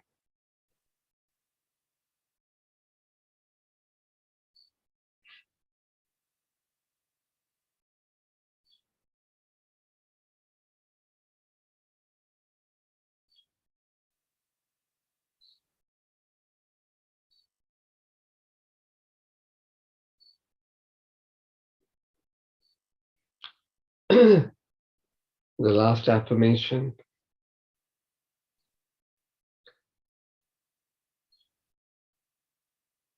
Shimaji, by your grace, let us feel your feet.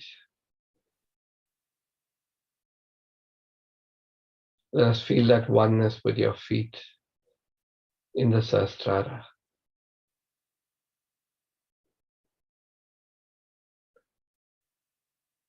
Because our self-realization is nothing but our connection to your holy lotus feet.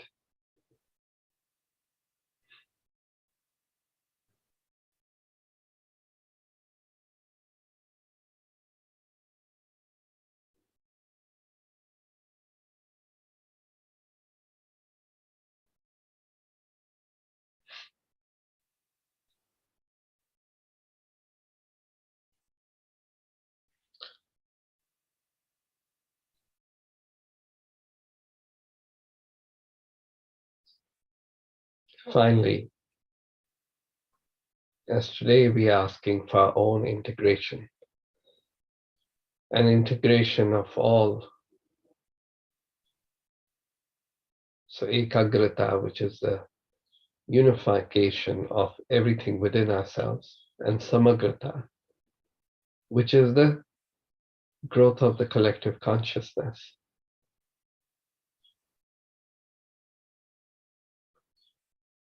So let's offer that mantra and that prayer. Shri Ekagrata Samagrata. So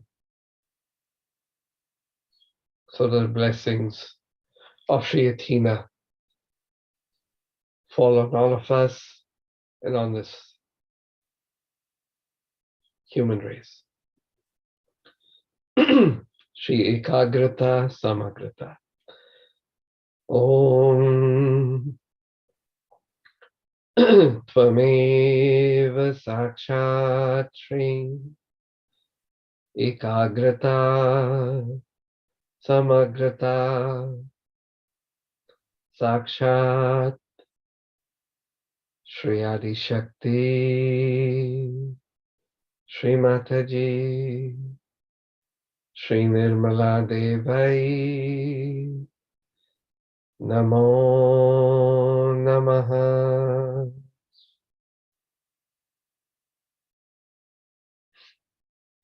We'll say it 2 more times. Om Tvameva Sakshat Shri Ekagrata Samagrata Sakshat Shri Adi Shakti Mataji Shri Nirmala Devai Namo Namaha.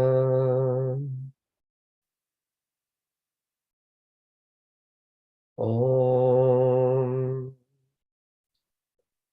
Tvameva Sakshat Shri Ekagrata Samagrata Sakshat Shri Adi Shakti Shri Mataji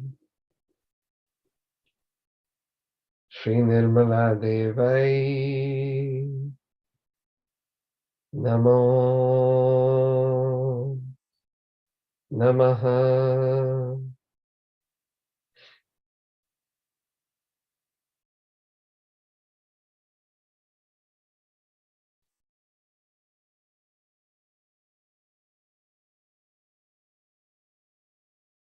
Shri Nirmala Devai Namo Namaha. Shri Mataji Shri Nirmala Devai Namo Namaha. Shri Mataji Shri Nirmala Devai Namo Namaha.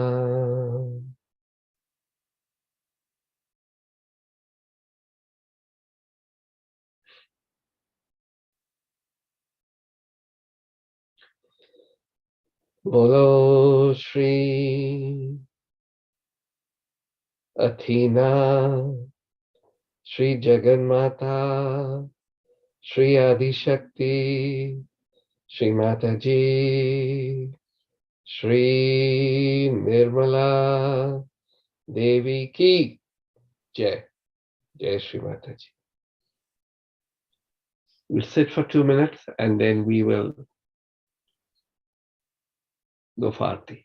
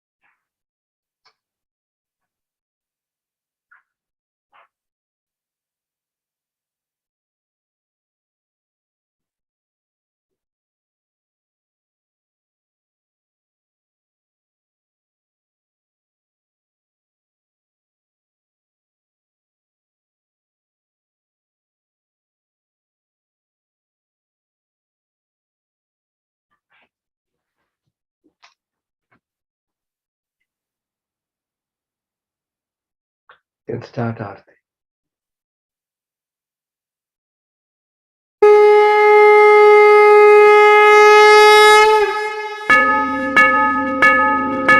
सबको दुआ देना माँ, सबको दुआ देना।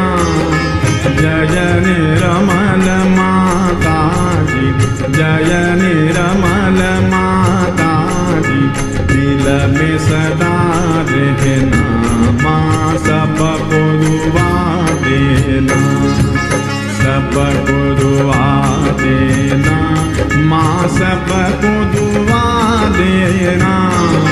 जय निर्मल माता जी, जय निर्मल माता जी, दिल में सदा रहना माँ, सबको दुआ देना। जग में संकट कारण कितने दिए अवतार माँ, कितने दिए अवतार। विश्व में तेरी महिमा, विश्व में तेरी महिमा, तू गंगा यमुना माँ, सबको दुआ देना, सबको दुआ देना माँ, सबको दुआ देना। जय निर्मल माता जी, जय निर्मल माता जी, दिल में सदा रहना माँ, सबको दुआ देना। जो भी शरण में आया सुख ही मिला उसको माँ, सुख ही मिला उसको। बैठ के दिल में ओ माँ, बैठ के दिल में ओ माँ, लौट के ना जाना माँ, सबको दुआ देना, सबको दुआ देना माँ, सबको दुआ देना। जय निर्मल माता जी, जय निर्मल माता जी, दिल में सदा रहना माँ, सबको दुआ देना। मानव में अवतर के कर दिया उजियाला माँ, कर दिया उजियाला। कलयुग में माया है, कलयुग में माया है, फिर भी पहचाना माँ, सबको दुआ देना, सबको दुआ देना माँ, सबको दुआ देना। जय निर्मल माता जी, जय निर्मल माता जी, दिल में सदा रहना माँ, सबको दुआ देना। संत जनों की धरती है भारत माता, माँ है भारत माता। इस धरती पर आकर, इस धरती पर आकर, दुख से दूर करना माँ, सबको दुआ देना, सबको दुआ देना माँ, सबको दुआ देना। जय निर्मल माता जी, जय निर्मल माता जी, दिल में सदा रहना माँ, सबको दुआ देना। जब दिल में आए तब मधु संगीत सुन लो माँ, मधु संगीत सुन लो। हो सके जो सेवा, हो सके जो सेवा, हमसे करा लेना माँ, सबको दुआ देना, सबको दुआ देना माँ, सबको दुआ देना। जय निर्मल माता जी, जय निरमल माता जी, दिल में सदा रहना, माँ सबको दुआ देना, माँ सबको दुआ देना, माँ सबको दुआ देना।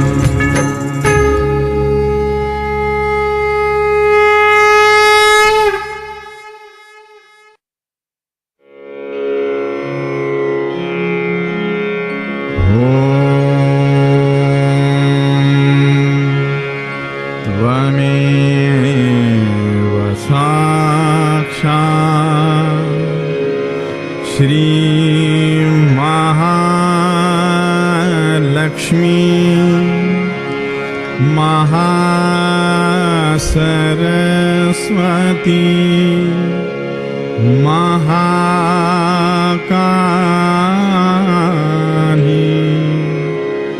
त्रिगुणात्मिका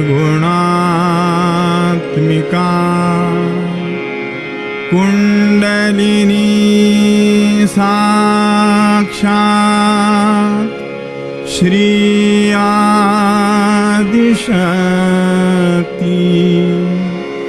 माता जी, श्री निर्मला देव्यै नमो नमः।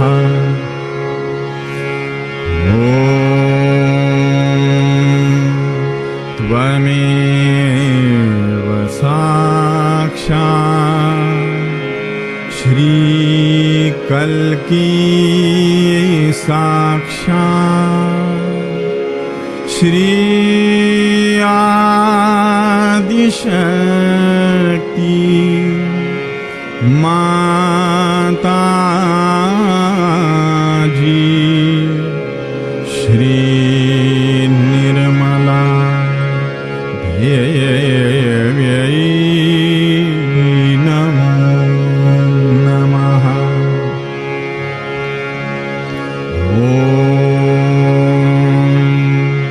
त्वमेव साक्षात्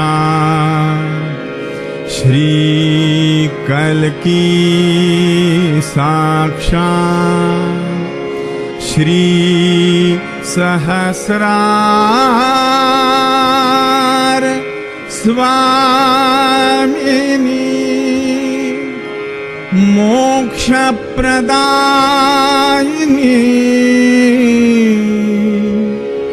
माता जी, श्री निर्मला देव्यै नमो नमः। श्री निर्मला देव्यै नमो नमः। श्री निर्मला देव्यै नमो नमः। बोलो श्री भगवती माता जी, श्री निर्मला देवी की जय।